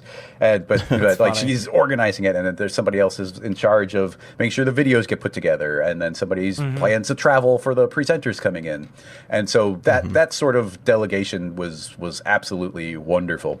Now, if I was passing off to people, I was like, ooh, I don't know if it's going to turn out too well. I might freak out a little bit more, but literally every time it's been given off to somebody, they've done a better job on it than I could have done. So that helps a long way. Yeah. French Monkey is saying he went through that last year, catering and all. He said, I didn't sleep that night, and it was hard through the day, but all went pretty well, thankfully. And Matt, you asked him when he's going to be on the show. We were actually talking. It's a bandwidth issue. And So I guess he's got to move before he can. Okay. I know all about that. But soon. And then Sage says, "Oh, we met Sage at HalfRez for the first time." That's right. Yes, definitely. Yeah. And then Nick Campbell's in here. He says, "It's Chris. Can't wait to see you at HalfRez." Yeah, it's gonna be good. Cool. Yeah. So, okay, are you? I don't think you mentioned this. Is there a date that you can say yet that tickets will be on sale, or do we not have that information? Yeah, we don't have. Yeah, we don't have the sale day. Honestly, it's getting the last of the website put together, and then here's another big trick you were asking about, where people come traveling in from, is we try and make it so that our local people can get like the early bird discount, and so it's actually pretty tricky to set up a website where you can tell a group of people who show up to a meetup, or maybe in the Chicago Slack channel, be like, hey, the tickets are available. 48 people showed up to the meetup, so here's 48 tickets for early bird price. Because everything it sells out so quickly. We had those new studio tours last year, and we were like, I don't know if we because we have it's costing money to do this. It's like, I don't know how much we should charge, sure. And then they sold out in like less than 24 hours. It's like, I guess those are popular, and we probably underpriced them. So. And it's not even like literally nobody makes a profit from HalfRez. It's purely a community event. We just filter all the money right back into it to make the next year better. Nobody takes any money home. I mean, we hire like videographers and whatnot, but everybody's a volunteer. So that part of it is really great. And I like that we don't have any of that financial motivation. We are purely doing this because we thought an event like this should exist in Chicago. And that is why it that's exists. the way it was with our DFWC4D meetups. Like, I mean, we've probably spent well over $10,000 over the past couple of years just flying in people and putting them up and buying feeding gear. them and buying gear and stuff like that. And it's like, all this is just, to build a community. Yeah, but it's fun, and it's completely proven to be worth it all the way through. So meetups are a hard thing to do, but I encourage people to do it. Like, if you're in some hopefully not too obscure area, but somewhere that's not known for its motion graphics, you could probably find people. It's sometimes it's just they're there. It's just really hard to pull them up out of the woodwork. Yeah, or how to get a hold of them. So. But even that, start a Slack channel with local people, and then once a decent number of people are in that Slack channel, then you say, hey, let's go to a bar and do a meetup. Or let's do a presentation over at my studio. And now you could start it out. You can skip the 2 years that Jack and I had to deal with where we had like 5 people, and you can guarantee you've got a group already. So the tools now are amazing. Studios are always welcome to have people, and bars especially too. I mean, you're just giving them free money, by having, I mean, that's the one thing I like about the venue that we use for DFWC4D. It's like, we've got an actual projection or projector, along with screens and stuff like that. And it's like they let us use it for free because we're just bringing in people when there would normally be no one. Right. There'd probably be like one guy shooting pool in the corner or something if we weren't there that night. And he's still there shooting pool. Yeah, he still comes. Yeah, you hear during the meetup, people are talking, and you're watching the video after the fact, and you hear like these random like pool breaks in the background. Because there's a couple guys who have to be there. You know what's something that's been curious? Like, I haven't had to deal with it too much because most of the Chicago C4Ds are at a studio, but especially the CMAG meetups where you'll inform a bar. It's like, hey, there's like I've got a group of people. It's just a group of individual people. And we're going to come and giving you a heads up in case you need a new bartender. And most places are like, oh, that's amazing. Thanks for the heads up. Like, we'll have an extra 2 bartenders there. It's going to be great. But some places are like, well, if you're going to do that, we're going to charge you for being a party, and you have to rent out the entire venue and do this. It's like, hey, listen, I'm bringing people to your business. They're each individually buying drinks. Like, how about I don't give you the courtesy call and I just show up with 40 people? Like, because that's what I could have done. So it's a really interesting like balance there. But if you can find a place that's like, we looked for some places, especially when we outgrew the first venue, we were looking around, and there's some places that want all this money, but there are so many places that don't want any money. I mean, we come in and we usually get sponsors, usually like Maxon will do something like sponsor all the drinks. Well, you can guarantee every person a free drink when they come in, and they get those tickets, and the bar is going to make a guaranteed, X number of dollars off of those tickets. Yeah. Yeah. So and I think the motion graphics community are heavy drinkers. Yeah, I think so. At one of the years in HalfRez, because the way the venues work usually is you have to meet a food and bar minimum, and if you don't, you have to just pay that money out of pocket. And we were wrapping up the night, and we was like, hey, did we hit the minimum? Are you guys happy with the drinks sold? And the owner was like, yeah, we're happy. Yeah. Like, yeah. Yep. Like we've had their bars like run out of beer from our crowd. So it's like, okay, like don't worry, we can hit that minimum, no problem. Mm-hmm. It's Beeple, double fist and Coronas. Yeah, all the Coronas. Real quick though, I want to do a quick shout out for before we get away from it in some of the Rocket Lasso stuff that we were talking about earlier, and we kind of veered away. But I want to. It's because Dave had to go to the bathroom. Sorry, that's a good excuse. But a couple of things is that are happening right now, right away, is tools are being worked on, which I'm excited about. But I can't. I like the philosophy of I'm really excited to see what you've got coming out. Well, I think I might have told you guys in person what we're working on. I don't remember, but I haven't don't told me. But no? I'll wait until after the show. But I don't like making that kind of stuff public. I don't like. Everything takes longer than you think it will, so I don't want to promise it's like this thing, and then suddenly you get a bunch of people being like, "I need that tool right now." But we're working hard on a suite of tools actually, which should be exciting. Not something we've ever tried before, and looking forward to that. Then, like I said, I have the live streams every Wednesday answering Cinema 4D questions, and then tutorials. So everything Rocket Lasso. So YouTube/Rocket Lasso, RocketLasso.com, Rocket Lasso on Twitter, Rocket Lasso on Instagram. All the Rocket Lassos everywhere. We've also got a Slack channel, which is really great.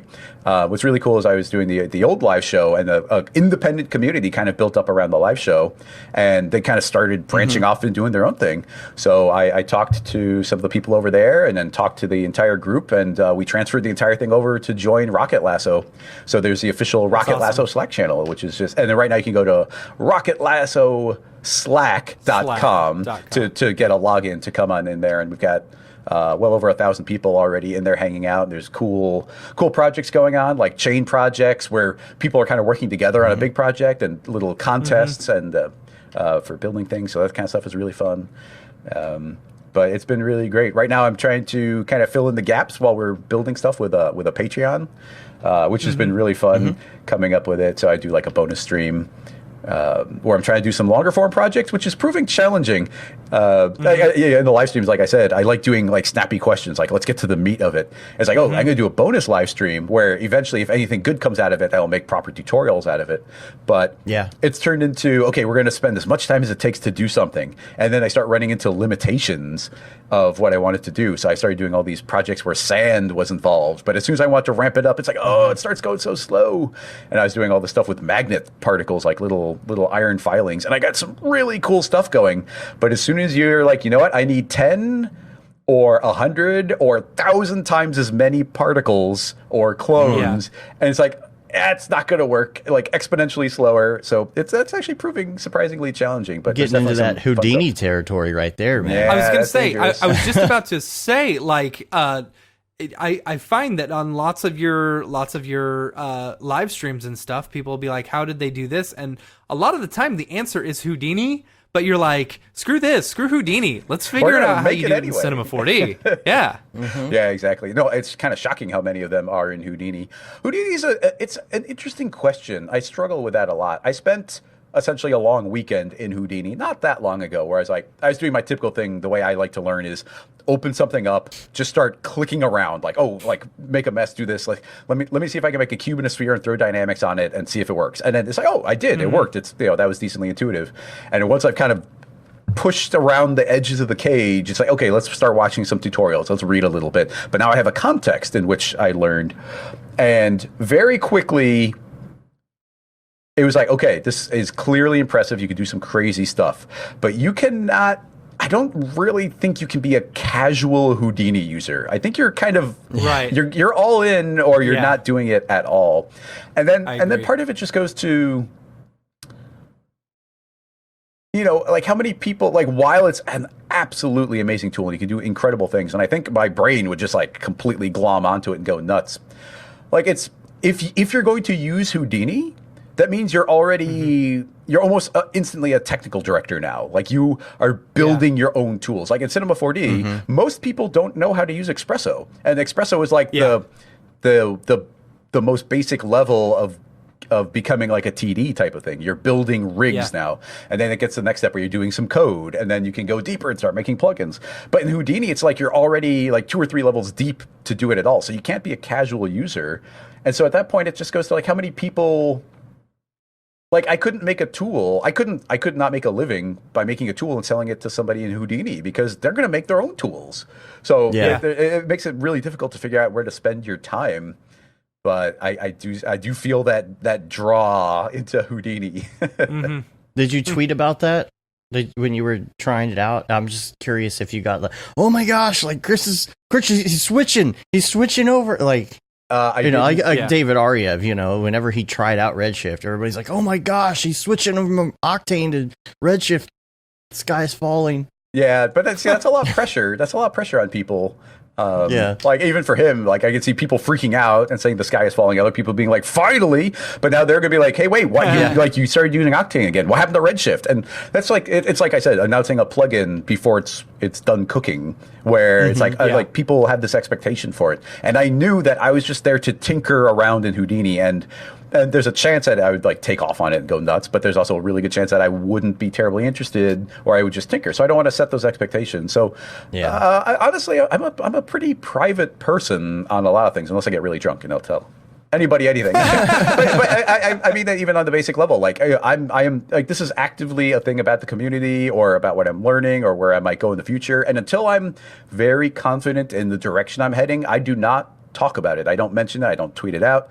And, you know, and if I talk to people in person, then, you know, conversationally, I'll tell people what I'm working on, but I don't want it out in the world in a big way. So if I had said, hey, I'm playing with Houdini, and this is like a year ago, I'd still have people tweeting at me saying like, where's Houdini? Where's Houdini? Where's Houdini? It was like, no, this was never supposed to be that. Tutorials. Yeah. And, like it would be fun, and who knows? Like, you know, I'm definitely not ruling it out. But man, there's just always so much stuff to learn. Like even right now, all of the new Node stuff in Cinema, like I have barely tinkered with it, and one of the main reasons is not nobody, but a lot of people have moved on and are using third-party renderers, and that doesn't work with third-party renderers. It doesn't plug into Espresso at all. At least not yet. I hope it does at one point. And you can't even feed node-based materials into like a displacer. Like I use displacers all the time, but if I can't feed a node-based material into it, then there's no place for me to put this into my workflow. But that's a giant swath of Cinema 4D that I know very little about. Like I'm dangerous in X particles, but I'm not an expert in it. And I guess that's why when I found 3D, it's like, wow, I'm never going to stop using 3D or even just Cinema 4D. You can spend a month obsessed with modeling. You're like, I'm going to try and model a person. I'm going to model a car. And you're like, you know what? I'm bored with that. Let's do UVs and body paint and painting textures. Okay, cool. Let's do some espresso. Let's do particles. Let's do dynamics. By the time you get bored with one thing, you can move on to the next. And there's so many of those categories that you'll just loop back around again eventually. And it's like I have a ton of hobbies in real life. Like I got my 3D printer I use sometime. I got the laser cutter I do. I do different creative projects. I'll feel like doing a video game, and like I jump from thing to thing to thing to thing. And Legos. Yeah, and Legos. I've actually got quite a few set up in my room right now. But but with 3D, you can do that and never leave the piece of software. And that's not even talking about other things like just doing the photogrammetry or starting to learn Substance or 24 other pieces of software that would directly help and tie into your workflow. So you can never get bored. It's amazing. There's so many times I'm like, I just wish I could pause the universe for a second, go learn all the things that I want to learn, dude, and then unpause. I want to be Groundhog's Day today. Learn everything there is to know about fields. Yep. And then I'll come back. I can start paying bills again and all that other stuff. Right. I want to be Groundhog's Day so bad. Like, it's like, just keep on doing more and more and more. And it would even be the perfect thing, because the perfect thing you do in that context is learn new skills, because that is the only thing that will transfer when hopefully time restarts normally. Right. Yeah. Exactly. Yeah.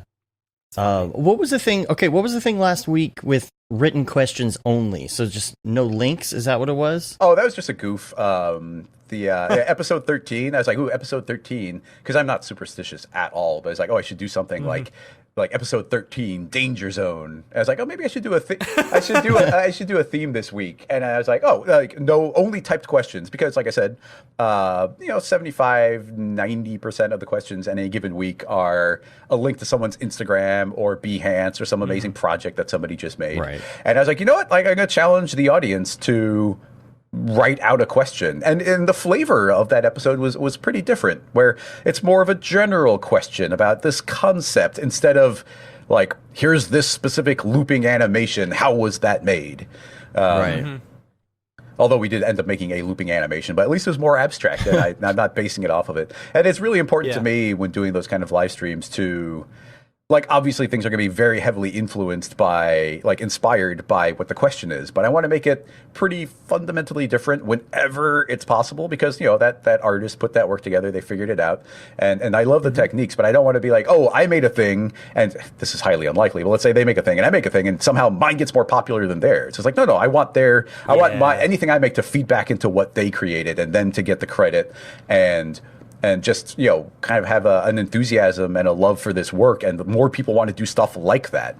So it's really important to me that we're constantly giving the artists who made it credit, and and not being too derivative. Have you run into people who complain about that? Literally, they're like, hey, you used my thing, but you didn't give me credit, and blah blah blah. Literally no one. I've had several people reach out and be like, oh my god, that was so cool, like, I'm really happy, you know, like, you did that, and thanks for linking. But like, I make sure in the show notes there's direct links under the YouTube, there's links. In fact, I will not only do I link to the piece that we specifically reference, but I'll track down their Twitter account or their homepage, so that we can link directly to it, and that part is really important to me, especially because it's so useful to me to be learning new things and being inspired. And I mean, nothing's more fun than when somebody actually links to a photograph from a photographer, or even a Houdini piece, where it's like, okay, if somebody made something in cinema, obviously it can be made, and we just have to figure out how they did it. But if it's in Houdini, maybe we can't do it in cinema, but maybe we can. If this is a photograph of a crazy sea anemone, like, I don't know. Let's see if we can make it. It's crazy. So those are usually my favorite. I never get more excited than when I think we can't do something, but I'm like, we're going to try anyway, and it's like, holy cow, it's working. This is amazing. So yeah. Your first one was actually pretty difficult. I think it was your first episode. Was it the paint? It was the paint smear thing. Ooh, boy. That was fun. That was a tough one right out of the gate. That's actually a perfect example where it's like, whoa, this is working really well. Like, I didn't think this would. Yeah. And we got stumped a couple times where we were trying to get the splines to be on the ground, and we ended up using an old tried and true method of the old FFD deformer. Now that's redundant. FFD is free form deformer. So don't want to do an ATM there. Don't want to be. But man, I just am learning so many new things all the time. Like, you learn new things every day. Like, I didn't do any cinema over the weekend. I had stuff to do. But on Friday, I learned that you can use the mesh deformer with... I always thought you had to use a mesh deformer with a volume of some sort, but you could do it with like a flat plane. So you could... this will hopefully be in my tutorial coming out, but...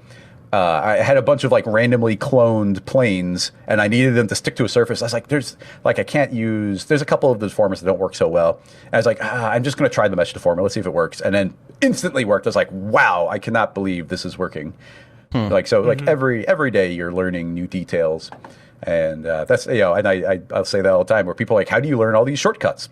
It's, you just have to do it. If you want to learn shortcuts in any software, but Cinema 4D in particular, you can click on a tool, and then you're like, I want to do subdivisions. So you click on the menu and you do subdivisions, and you look at it. It's like, oh, the shortcut is US. I think it is. I don't know. My hand often knows it. My brain doesn't. But you could be like, oh, US. Next time I'll remember that. But you're not going to remember it next time. So hit undo and then type in US. And now you start building the muscle memory of it. So never, if you're trying to learn a shortcut, don't click the object and make a note of it. Literally do the shortcut, and you will start learning them very quickly. So do you use any sort of like weird mental tricks to remember some of these shortcuts, or? No, Yeah. it's really just that, just forcing myself to use it by rote. I honestly, I have a terrible memory. I think I knew you guys for like a year and a half, and I was still like switching your names back and forth. Like I was like, I know there's a Matt, I know this Dave. I'm just funny. not sure which is which, and I am the worst. Like I'll know somebody's face, but not know their name at all. I am Same here. so Yep. Oh, yeah. so bad. Yeah. And I know, and I always have to do a NAB like reminder thing where I go through some of the people who I haven't met or I've only met once or so, and I don't really remember their name. Like I'll do that like a week or so before NAB so that I can remember them. So when they come up, I'll be like, hey, how you doing? So and Yeah. so. You know? oh, you have to become a Yeah. master at shaking hand and be like, hey, how's it going? Like Yeah. without saying Yeah. the name. Hey, you. Hey, you. Hey, buddy, old pal. Yeah. Yeah. Okay, so one thing. There's one thing. What is the one thing that, because like for me, it's like, oh, I wish I knew X particles better. Oh, I wish I knew fields better. Oh, I wish I, knew this. What's the one thing that you feel like that you wish that you knew better in cinema? It's a tricky one. Because even the chunks of cinema I don't know deeply, I have a good working knowledge of. Like, because my threshold tends to be like, I need to know this so inside and out that that I understood what the coder did to make this work. Like not a literal sense, Okay. but like mathematically, this process is happening because of this algorithm. Cool, I get that. Yeah. So now I can explain why. So, right, honestly, I guess at this point, if I could just magically know something, it would be to like thoroughly understand probably Redshift, honestly, because I'm just not like rendering is not my thing. And it's very unlikely at any point I'm going to sit down and spend so much time in rendering that I'm like, cool, I have this confidence of the way that works. In a bigger sense, I'd probably say C++, honestly, because I can do the Python, but I can't do the C++. And that's when you get into the real meat of it. But yeah, Python is fun. I actually started incorporating Python into a couple things recently. I'm like, I always forget, Python's really fun. It's a pain in the butt to learn, but once you get it, it's Now, incredibly your useful. brothers are the ones who are doing all the coding stuff, right? Yeah, they are the C++ people where I can mock it up in Espresso. I can write some. I once wrote something that was like 5,000 lines of Python, so I could do that, and I get the logic and all that. But once you get into C++ and the deeper stuff and the actually compiling and building up detailed algorithms, I mean, there's so much to do learning algorithms and mathematical notation and different processes. I mean, there's a huge broad strokes that even as a group we don't understand. So, but yeah, short answer Redshift. Longer answer would be C++ because it'd be more useful. And after that, it'd probably be more stuff like going into Houdini because I feel like I've got a pretty good handle on Cinema 4D. Not quite there. One day I'll get there. Yeah. You got a link here to mental models. Is this a web page? A blog? What is this? It is. You asked me if there's anything that I'd want to talk about today, and this is something that I heard on a podcast recently. There's a website called Farnham Street, and I can't go into too much detail here, but somebody started, they're going to school, and they wanted to learn how to learn and learn how to learn better and processes along that. And they kind of discovered that there wasn't that much good content there. So they put together this blog. I think they're working on a book. But specifically, they've got this amazing webpage that you've got pulled up there. And it's all about thinking better and mental models. A good way of thinking of it is imagine your head is like your phone and you want new apps. Like, you download Shazam on your phone, and now you suddenly have this superpower that is to instantly know any song that's playing. And they just go through all these different mental models where, like, the first one is like the map is not the territory, and the circle of competence, and first principles thinking. And it just goes to like these really cool tools that you can install in your own brain to try and be a better thinker, be a clearer thinker, be more logical, not get trapped in a downward spiral of getting trapped in your head of some project or something. And I kind of made it where it's like every morning I'm popping this open and I'm reading one of their articles. It's kind of like how I'm starting the day and just going through. And I mean, I'm kind of obsessed with a lot of these kind of different details. I'm really interested in a lot of different science and astronomy and and evolution, but like just the human mind and thinking and how people think and is just.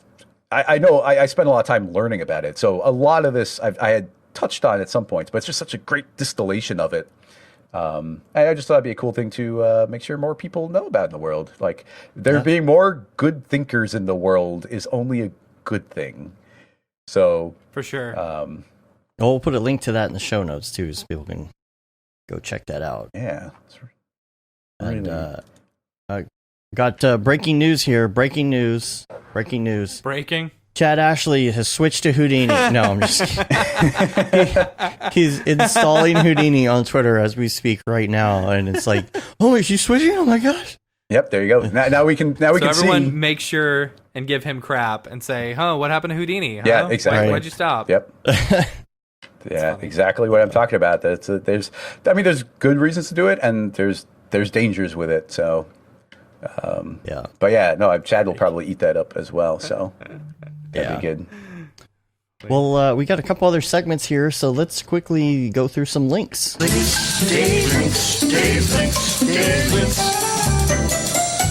Dave's links.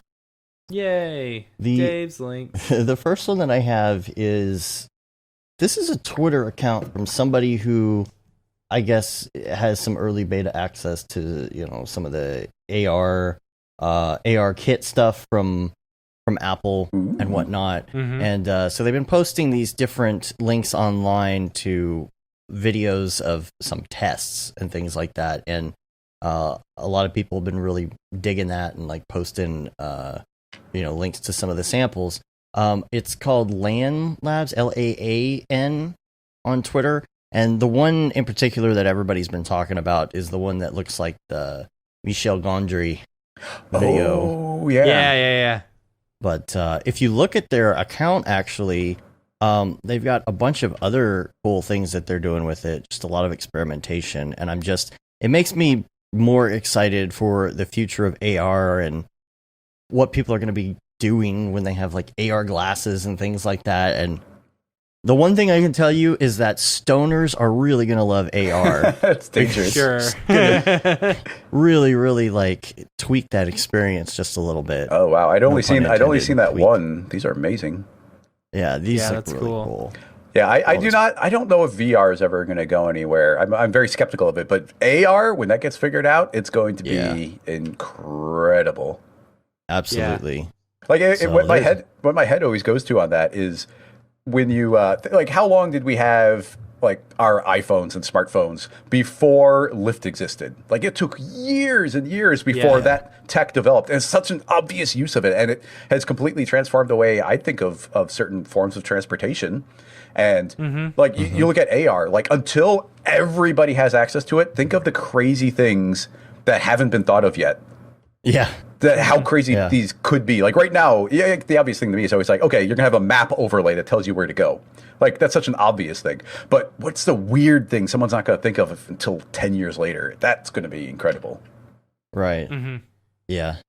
Man, and how normal it will be by a certain time, I mean, it's so weird that like every single one of us has one of these that we just, pick up randomly and use all the time. But when I had a quote unquote smartphone back in 2003, and it was, you had to pay a lot extra for the data. It had the built-in keyboard. It was like a Casio something or other. Yeah. Everybody's like, what do you need that for? What are you doing? Like, that's huge. Why would you need that? And now it's just like, oh yeah, everybody has one. So imagine AR, and it's like there are going to be people who just cannot live without it. Yeah. So it's going to be like a sixth sense in a way. Yeah. Maybe. Hey, if Elon Musk figures out that neural network stuff where you can just think it, because right now the interface from your brain to your hands to the device is our choke point, because you can think so fast. Imagine if you could just think at a word processor and have the words Cinema appear 4D. there. What if you could think what you want your project to look like? Well, but even at the basic level, just think like, I want a cube. I want it there. I want it snapped to that point. I want it here. Like, instead of like cube, scale, here, you could just think, shrink, think moves, think snap. Yeah. Like not even talking about like AI stuff or machine learning. That is going to be crazy. But think about it. Like, you ever like just, you know, having a normal day or whatever, and then just the weirdest thought comes up in your head? Like, you're on a bus or something, or on a plane or something. Shower like, thought. What would happen if I just punched that guy? Oh in the yeah, face? intrusive. What would yeah. happen? Those are called intrusive thoughts. Yeah, When you're on like a bridge and you're like, what if I just threw my phone as hard as I could into the water? Right, It's like, exactly. Why did I think that? And so I can only imagine you're in cinema and you're like, what if I just deleted this thing? What if I just closed it down without saving it? It's like, no, I just thought that. It's like the game. You can't think about it. Yeah. Right, exactly. Yeah. And not only that, but then, you know, does that get uploaded to the internet? Are they going to, like, is there going to be pre-crime? Like, right? Oh, man. Yeah. The future. I've been, have y'all seen Altered Carbon? I've started watching it twice. I read some of the book. I didn't know there was a book.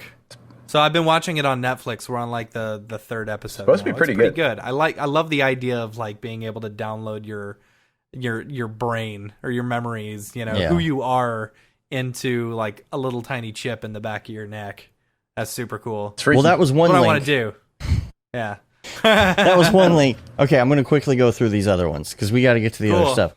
All right. Oh, there's more stuff? Photoshop has added, well, we got People's People and Mograph recommends, so, you know. Right. Photoshop has added the option to switch back the ability to use the shift key to size something on the correct aspect ratio, to lock the aspect. So that's there. That's great. What I wish Photoshop, and maybe there's a way to do this and someone could tell me, but I've found since updating, if I'm like making text bigger or something like that, you always have to click on it twice. I highlight my text, right? But then I go up to the scale and I want to size it up. Like normally I just hit up, but it doesn't register. It doesn't automatically change it now. Like it won't register until I hit enter. Interesting. Because I need to be able to see it. It wastes a ton of time. You always have to click. Maybe you guys know the answer. What I've been finding in the new Photoshop is if I select a little piece of text and I want to update it, you have to hit the key twice. Like, let's just say I'm changing the graphic for episode 12 to episode 13. I select the 2 and I type in 3 and it doesn't type. And I hit 3 a second time. It's like, okay, cool, now I'll do it. Why is it doing that? I haven't had that problem. Hashtag Adobe. Yeah. That's why. That's why. Because reasons. Also, I've got a link to the NVIDIA AI sandbox stuff. There's that one particular that's thing cool. where you can draw, like, have you seen, you can draw your own thing and the AI will like make a sky or something out of it. And there's like different options. A tree or a rock or water or Yeah. something like that. It's super cool. All that kind of stuff. It's like, so basically you have to click the terms of service for some reason. But, you know, you just put in a bunch of grass and, you know, like a river. I'm going to add like a road right here. I have no idea if this is going to work. Let's add some clouds and the skies there. I don't know. I'll do a mountain right here, and then I got to fill it in. And maybe a tree. Maybe a nice tree. We'll go right here. Let's see what we get. Oh, see, not too bad. It's pretty good. I made it daily. There you go. It was daily render. I need literally an option to put a person right here. They're real small. But. I was literally having like a 3-hour discussion / argument with some people at the last meetup about this very type of topic. And like, we just need a couple little things to align and you will be able to like think at your screen and get whatever visually that you want. So auto texturing, man. Whew, man, some auto texturing. You could just build the whole thing and the textures just kind of making themselves as you go. That would be really fun. Yeah. It would be. It's going to get crazy. All right, a couple other links. There's the new VFX toolkit for After Effects, which is from Red Giant. That came out. The super comp stuff looks really cool. Yeah. But here's the thing. While I was watching it, I was like, wow, this is really awesome. something that they showed off in the introduction to Supercomp, where he's like, yeah, so let's turn this on and off, and you can look at it and see Supercomp kind of looks a little bit better. And the reason that is because we're using, the correct color space and 32-bit. And I'm like, why, after all this time, is Adobe not just using this? Why did someone have to write an entire other program just to do this correctly? That's a question with a lot of these things. Yeah. It's like people building programs within stuff programs. Looks really awesome. Yeah, and it's like, that's so confusing to me. It's like you're building everything. Like, why? I'm curious why Red Giant didn't just decide to create their own After Effects type program. I'm sure there's so much more to that, but still, I mean, you're building a program inside a program, you know? Yeah. I don't know. Maybe, Chris, you can tell me a little bit because you guys do some coding. It just depends on how much time you're willing to invest in that type of thing, and you probably need quite a few PhDs on the team to be able to start pulling that off. Where we're largely self-taught with what we do, so if you have the right team, then you can potentially do it. So I don't know. It's a challenge. I mean, like, what's the other software that everybody's getting all excited about? That's in the super early stages. Cavalry. Yeah, Cavalry. Yeah. There you go. There's somebody who's like tinkering around, slowly building up some tools from scratch. So see, Chris, here's what you need to do. You need to create a 2D version of Cinema. That's what you should do. Create your own program. Create your own program with hookers and blackjack. I think you guys use a lot more diverse software than I do, because I tend to just be Cinema 4D all the time. But I use Cinema 4D in so many inappropriate circumstances. Like if I could do my taxes in Cinema 4D, I would. I mock up everything in Cinema 4D. I do my color correction in Cinema when I have to. I barely even I almost never use Illustrator. If I need to do something with lines, I will use Cinema 4D to do it, because I can clone and bevel parametrically and just make changes with a hierarchy instead of just random layers. So yeah. If you could do your taxes in Cinema 4D, that would be cool. But you wouldn't want to do Cinema 4D like taxes. No. You wouldn't want to flip it the other way. Oh, you want to make a cube? No. Okay, fill out this form. Send it in 6 to 8 weeks. Microtransactions. That's always an idea my brother had. It's like, we'll make plugins and do all these little microtransactions. It's like, I see that you've used 10 different versions of Signal. Would you like to pay for an 11th? Or you unlock features, you get achievements for clicking buttons. Yeah, that's funny. A robot penguin says Cinema 2D. See, there you go. Yeah, there you go. Bring it down. I'll get through the rest of these real quick here. NBC has this huge thing on deepfakes. It's another one of those scare pieces, we're all gonna die because deepfakes exist, And I don't know. Deepfakes is pretty crazy. Well, it's funny because they show an example, and you're like, see this person going up to accept their Academy Award. Look again, it's actually me, and the person that they got to do the deepfakes for it didn't do that great of a job, so it's very obvious. There's pieces of their face flashing, and they're like, "Look how realistic it is." And it's like, no, it's not.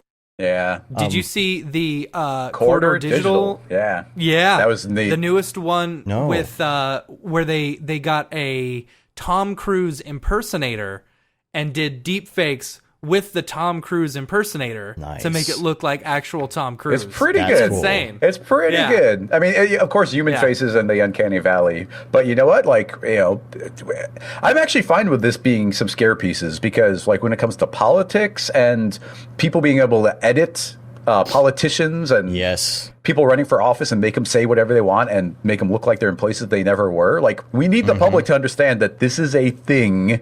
And even if it's scary, even if they're being overly scary about it, we need the general population to understand that this technology exists, and you could probably do it by yourself on your computer at home. So, the thing is, people got used to Photoshops, right? The name Photoshop, it's a verb, and it's like, is that Photoshop? People who don't even know what Photoshop is or have never seen the interface know that term. Oh, that's totally Photoshop. And I think that eventually that'll be the understanding that not only photos are like that, but videos as well can be like that. It's it's something where you really have to have some skill to do it right. I've got to find that Corridor Digital one posted in the notes. I haven't seen that yet. Yeah, they also did another one where it was the Boston Dynamics or Yeah. Booston I watched Dynamics. that this morning. That one was Yeah. fun. Yeah, where they're messing around with these robots and stuff. We need to get Ren on the show to I talk know. about that. He's on your list of people Yeah. you're supposed to be contacting. So, Yeah, you know, once Camp Mograph is over, I'll start contacting these people. oh, we're gonna have no more guests till November. Sorry. No more guests till November. Sorry. Yeah. Also, did you know Mr. Horse makes sound effects too?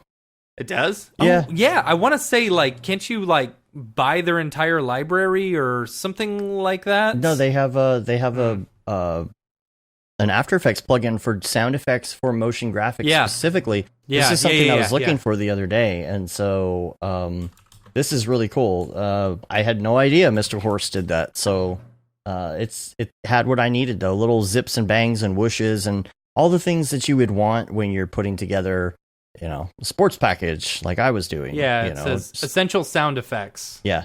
So you've got essential sound effects like miscellaneous glitch, strong glitchy. Well, there's a part like part that. 2 now too as well. So you get all of them if Yeah. you buy part 2, which we own now. Yeah, that's we own super now, cool. by the way. Oh, sweet. So That's awesome. yeah, so you'll have to check that out. Also, just a quick clip. It's something that David Ariev posted online the other day. Deadmau5 is using more of our stuff. He posted it, but man, his new it looks cube. The new cube looks so amazing. You don't haven't see seen it. any pixels at all. It's just like in the No. video, it's just completely smooth, Yeah. Um, It's insane. Like, and the fact that, like, it's cool. So he's got his original cube, with the 3 sides and stuff like that. But then he's got these 2 screens on the left and right side that are basically like super widescreen stuff. And then, so he's mixing between going, just regular on the cube and other stuff going on the sides to like the full screen on all of it. It's just like, oh, it looks so good. It looks Yeah. so good. Yeah. Alien I'm Activity. glad to know he's still able to use some of our animations that we did. Yeah. Which is good. Alien Activity says Mount Mograph actually has a motion design sound effects AE plugin as well. Oh, that's I'll cool. have to check that out. That's cool. Yeah. And then lastly is just something I saw on Facebook. Ahmet is working for the new version of the Octane plugin for Cinema 4D. He's working on integrating some of the native nodes into this now. So we'll sweet. see how that comes out. He just posted a kind of That's in the awesome. works thing. So all right. Get noise and gradient. Those are the 2 that I care about the most. Like if we can get noise and gradient working, to where I don't have to, bake those out, that would be awesome. Gradients and Octane are just not. I don't get They're it. just I not don't. there. It's not. It's I don't not, get it. It's not very good. It's Well, weird. that explains some of the trouble I had with LightKit then. Yeah. Yeah, it was just Yeah, really dude. weird. Yeah. I don't ever use gradients in Octane or Redshift. Really, I just use a standard C4D gradient. Yeah. Because they're so 'Cause it good. translates it. Yeah. Yeah. All right, we got 2 more segments, and we're going long here.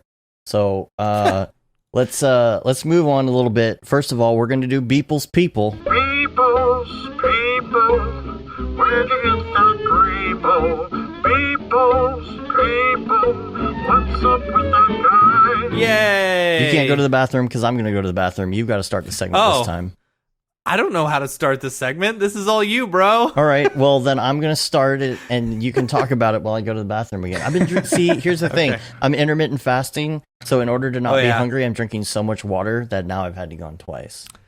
For sure. Okay. Yeah, I get that. Get I'm up. back on my diet too. I gotta I've been having. You gotta yeah. do that Seagraph. Get that weight off for Seagraph. Be on camera. Right. Exactly. Yeah. Exactly. I always do my NAB weight. All right. Go Take ahead. out your Let's do Beeple this. viewer of choice. We're gonna go to June 18th, Year of Our Lord 2019, and June 18th. this one is called Little Rocket Man 2091. I'm gonna bring that Oh up yeah, here. yeah. And I'm gonna pee and go. All right. Cool. He's actually done a couple of these the past couple days. That's what I've noticed. Like this one, and then I think yesterday he did one with Zuckerberg's head and stuff. I know he's got those Turbo Squid credits that he can use in order to. Oh, is download that? all I was his wondering heads what and his stuff. source material is for some of this. Yeah, I'm pretty sure he gets I think him and Turbo Squid have a deal going on or something like that. Well, that would make sense. You know, yeah. But it's fun. I think he's doing a standard dystopian future. It's interesting that the big people now is Kim Jong Un. Is that? Yeah, I think so. Kim Jong? Or I can't remember which one. Yeah. Yeah. What do you think? Well, stylistically, I feel like he peaked on the Homer Simpson head, like that, like in the style where you're putting that head on something inappropriate. Like that one was so good that that I see all these. I'm like, I just thinking of that Homer Simpson. I don't think I remember the Homer Simpson one. Oh, that was a good one. I don't have any kind of link, but yeah, I don't know. I'm gonna look it up. People, see, oh yeah. Oh, that one was so good with the eye that was just kind of popping out and stuff like that. Just so much if fun. If I had Dave's control of his computer, I could actually log into it if I wanted. But the Homer Simpson one, that one was here. Show this one, Dave. Oh, hello. Because we were referencing this. Okay. When talking about that, the dingus, yeah. All right, let's see. It's the Homer Simpson one, yeah. Yeah, there you go. Like, I think that's the perfected version of this. I think he might have done a couple different Homer Simpson ones. I think he had one where he's actually walking around. He had he gets crazy. Yeah. But yeah. What were you referencing it for? Well, because we were talking. Chris was saying like the best one that he thinks he did, where you're taking all these heads and sticking them on robot bodies and stuff. Yeah, was the Homer Simpson one. Yeah. So yeah. All right. I love the compositing. I think it looks pretty with all the sparks and the smoke and stuff like that. And he's definitely playing on the big people, small people thing. The next one is going to be June 22nd. It's called Death Valley. Go up here. Death Valley. Oh yeah, that one's pretty. Somebody was writing stories too, by the way, to go with. Yes. Yeah. You should add that link in there because it's super cool. Yeah, I'm gonna write my own story too. See, with some of these, I've been looking at them and I'm like, oh, how can I turn that into like a Beeple meme? I like this one. I was like, oh man, what have we come on? And then it's like, oh, this was the last project just got finished up. Something like that. Yeah, they're still waiting on changes. I don't know. Yeah, waiting on changes. Yeah. I want to write a story too. It'd be like, that's good. I think it would be cool to do a story where like somebody is thrust into the Beepleverse and like is what is going on, like the shock factor. That's a movie there. Yeah, there you go. Lost like in People a girl like a girl like she's living the farm life. She's out in the country and she gets thrust into the Beepleverse. Yeah, I'll call it Anne of Green Greebles. Oh. Yeah. Did you write that? You wrote that ahead of time. I didn't write it ahead of time, but I thought of the term Anne of Green Greebles. And I'm like, I've got to come up with a story for that. All right. That's pretty good. That's pretty good. Yeah. All right. So this one, when the client asked for more changes. I wish the camera had been tilted down a little bit. I feel like the composition could be a little bit better. Like I want to know what's going on in the background a little bit, or maybe or in the foreground. Not so much empty space of the I gotcha. Of the thing. Here's the thing, whatever this ate a bunch of people. It's true. Oh yeah, anyway. yeah. Oh yeah, I didn't even notice that. Yeah. It's like right in the stomach. This right? was this one of the this is a machine, right? It looks like it. But it has bones. Yeah, because it looks like the bones are metal. It was like one of those are there multiple animals. legs and stuff?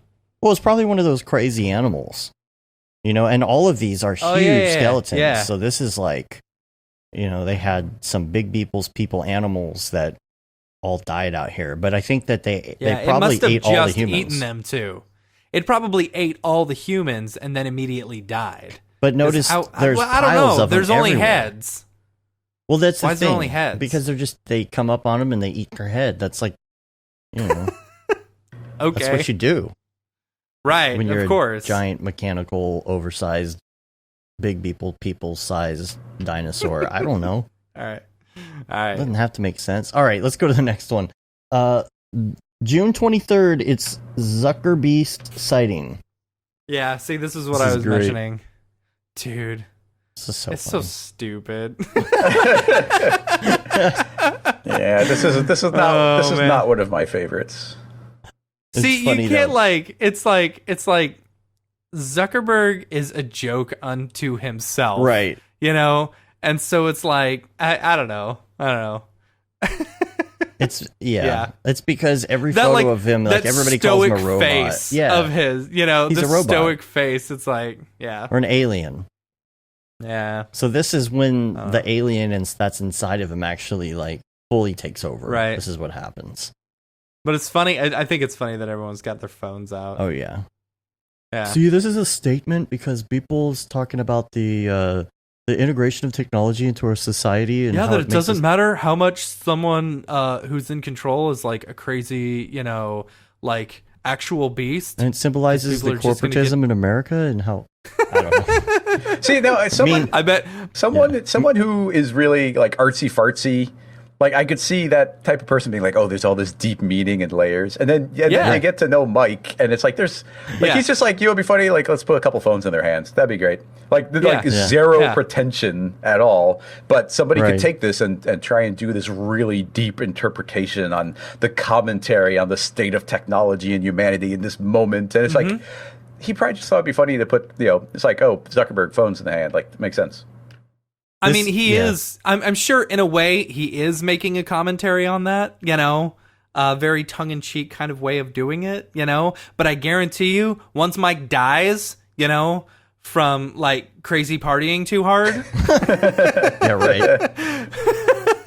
Once Mike dies, I guarantee you, like, this is going to go down in history as the thing that people look at in art history, you know, where it's like, what was he thinking here? What was going on in his brain at this day on this render, you know? I Yeah. don't know. Guarantee you. I don't know.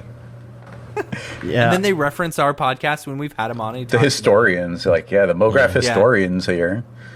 Yeah, right? Like, there they've only needs to got be they've only got a few fragments of your podcast.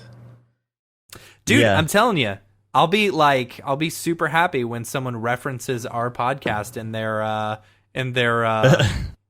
theory, or what is it called in order to graduate? Oh, and their thesis. Thesis. Their thesis, yeah, about Jeez. Mike Winkleman people. Right.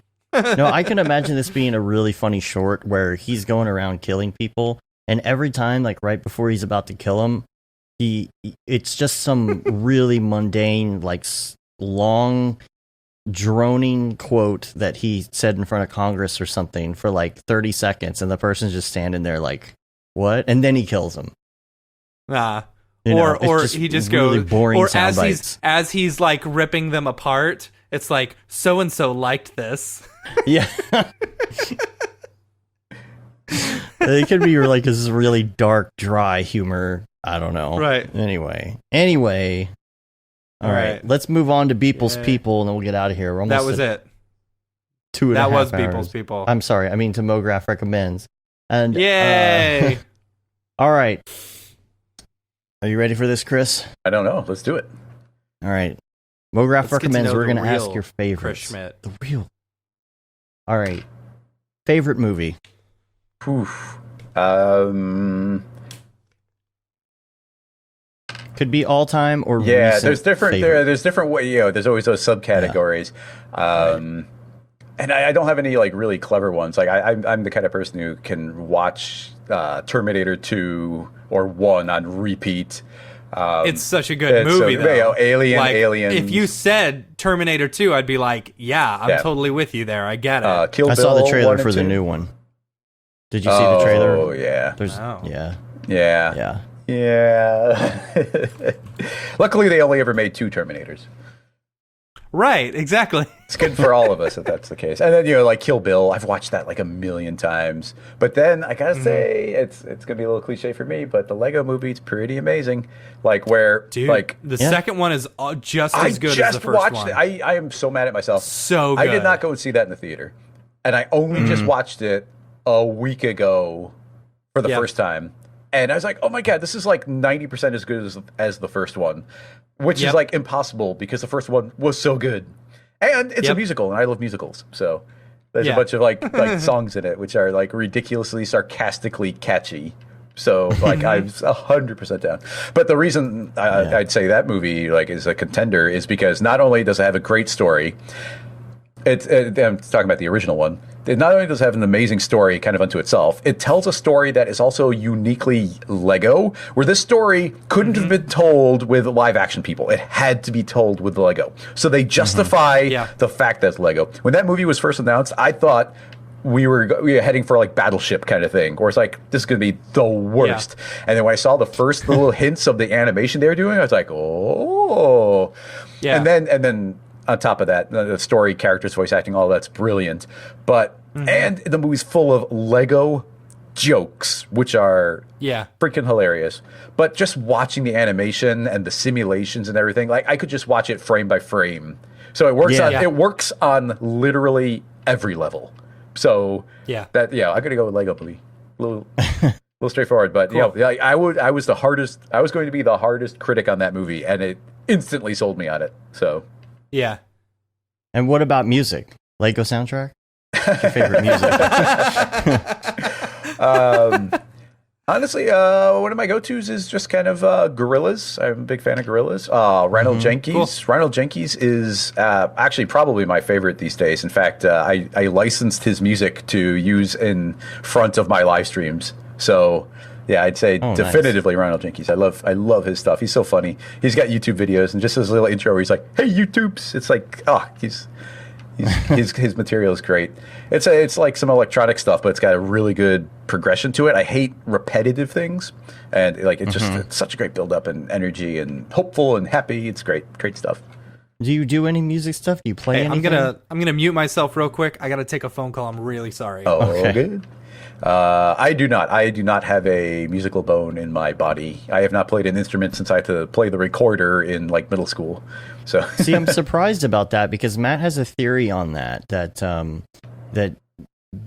most motionographers are heavily into music, and there's some link between it. Not all of them. Yeah, no, I've heard multiple people say things along those lines, including Matt, and yeah, it just never happened to me.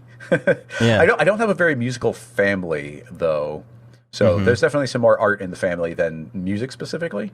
So yeah, I don't know. I think that helps. When your family's super musical, that tends to kind of osmose into everybody in the family. You know? I mean, I'm a lot of people. Music is really, really, really important in their life. Like it is very defining. And for me, I like music, and I often have music on in the background. But I'm the kind of person who's like, oh, I know that song, but I don't know who the artist is, and I might know 3 other songs and not know it's the same person. And it's just something that's very background to me. I like it, but it's not defining to me in any way. So, yeah. But I also don't make a lot in the way of final renders, so maybe his theory is intact.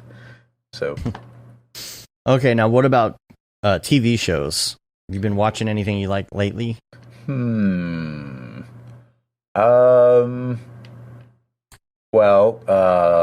Game of Thrones ended up being a train wreck in the end, which is really fun to talk and complain about. But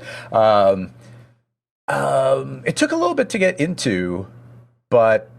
The Expanse, I'm pretty into. It got canceled and then it got picked up by Amazon. So this is where I'm going to judge Amazon's ability to create something, is if they do a good job with the 4th season.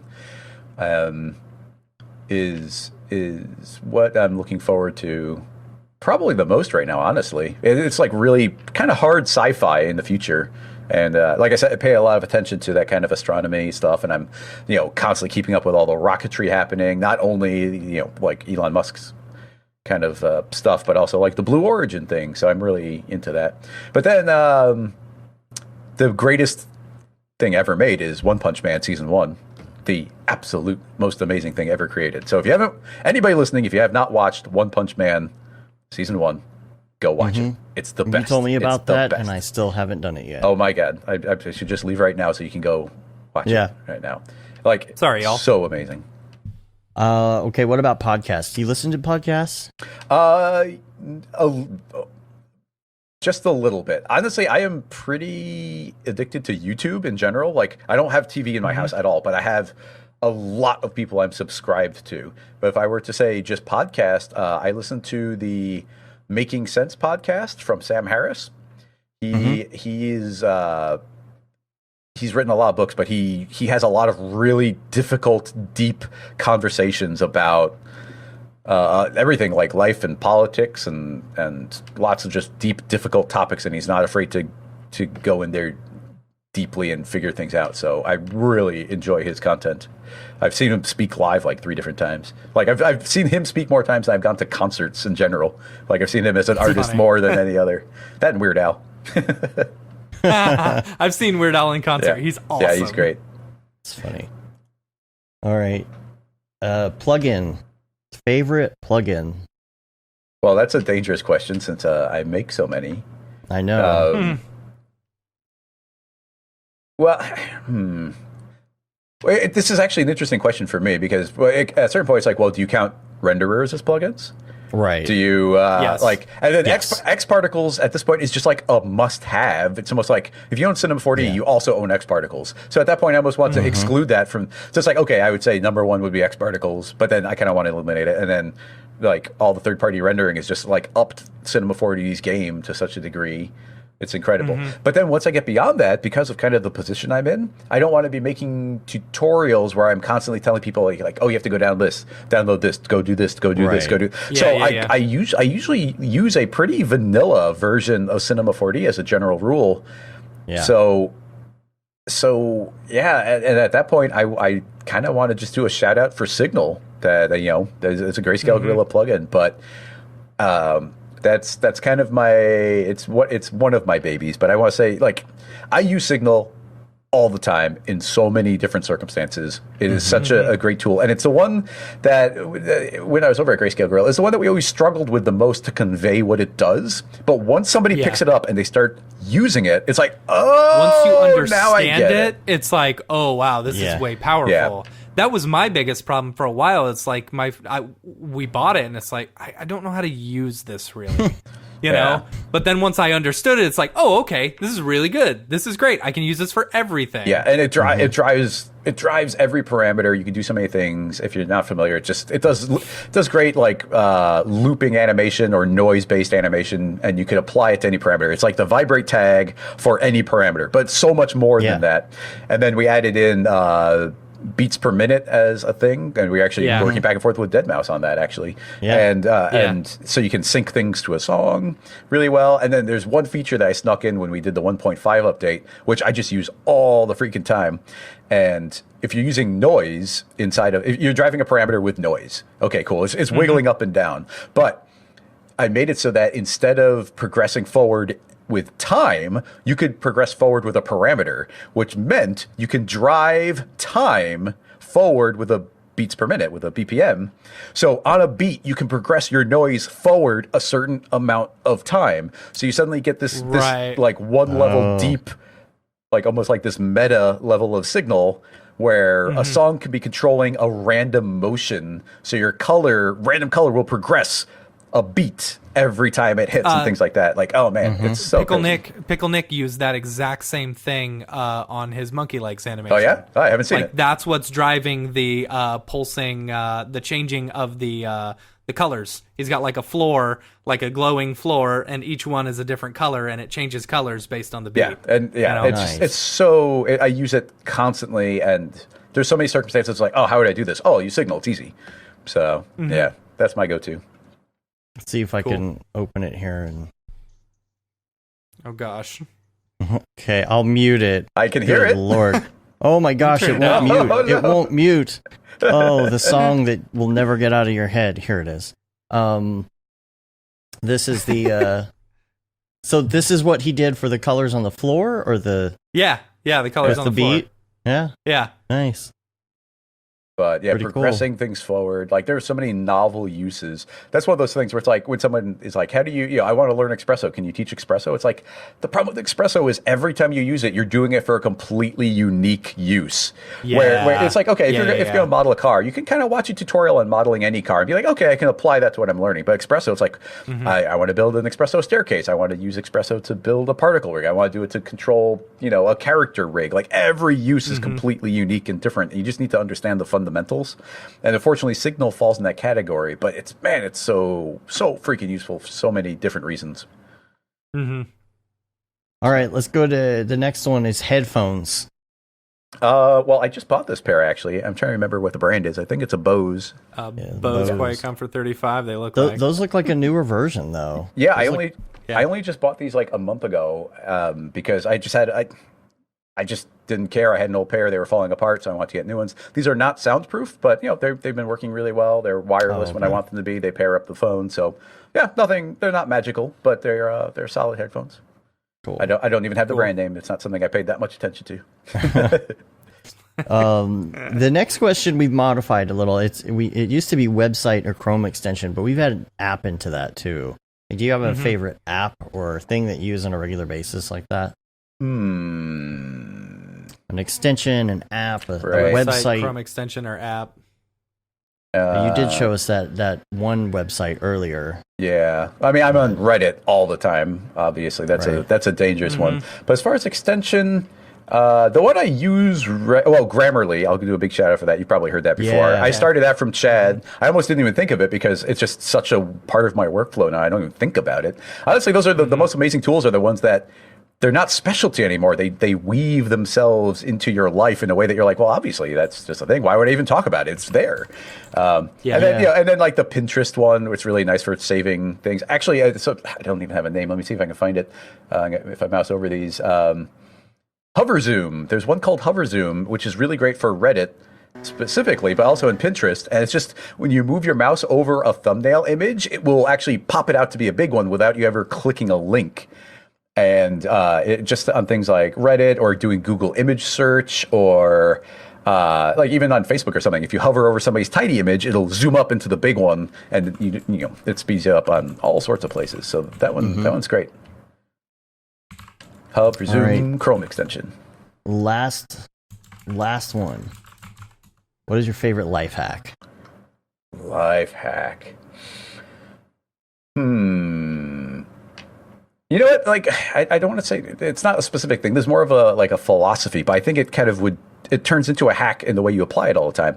And that is and as far as like mental tools, this is just one that I've been obsessed with forever. And it's iteration.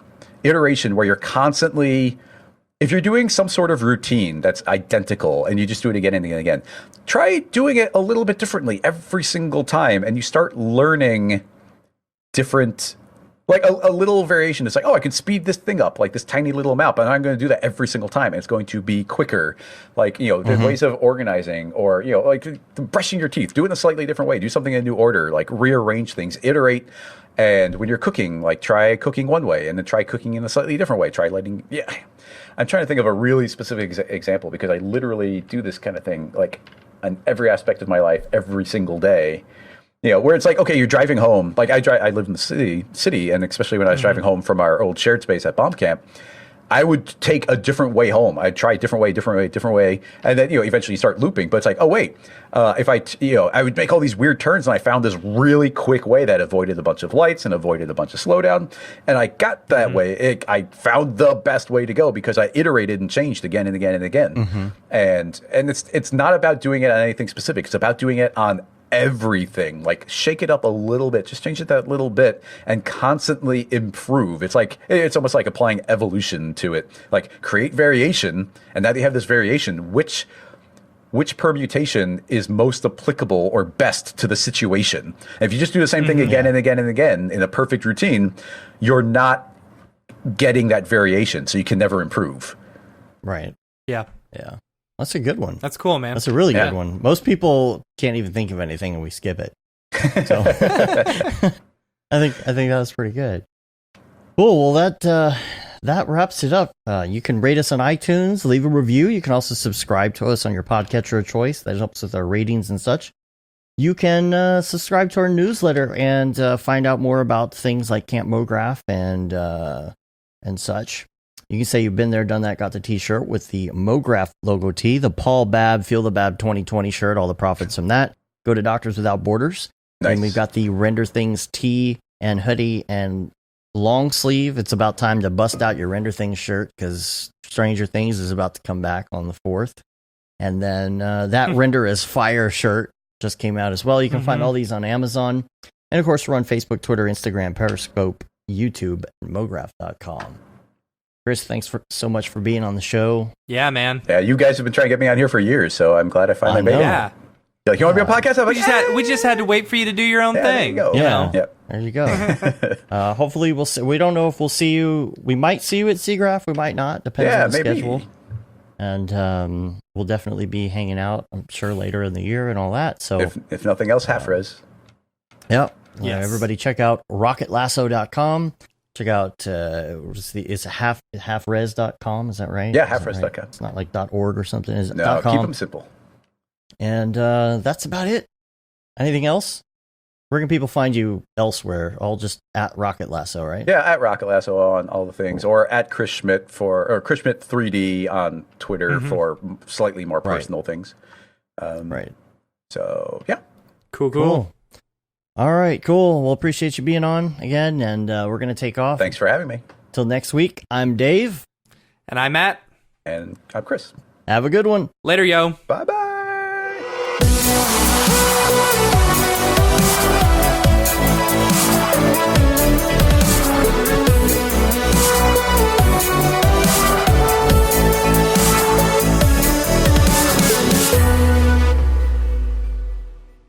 It's pretty good, I guess. Mograph.com, an online resource for motion graphic artists. Start your week with the Mograph podcast. Industry news, interviews with your favorite artists, and terrible humor. Watch live shows and interviews from Mograph events like NAB, SIGGRAPH, HalfRez, and local meetups. Our Mograph Talks feature live demos and motivation from artists all around the world. Sometimes you gotta make stuff that you're not gonna put on your reel, and I'm not here to judge. What if Rick and Morty show up for the countdown at midnight? That's where I peaked in life, in my career. We gotta stop this thing, Rick! It's gonna kill us all!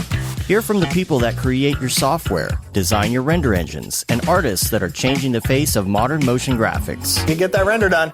Yeah, you better frame what? Mograph tutorials and online classes will teach you about Cinema 4D, After Effects, as well as other popular software and render engines. Throw in the HDR Studio, take the render settings, pick the HDR, put a reflection, and gorgeous. Branch into new software. Learn time-saving tips, techniques, workflows, and lessons that'll keep you up to date in the world of motion design. Oh, brother, those are some of my favorite elves. I love projects that scare me. When our art director comes to us and asks for something that I had never done before, man, it gets me pumped.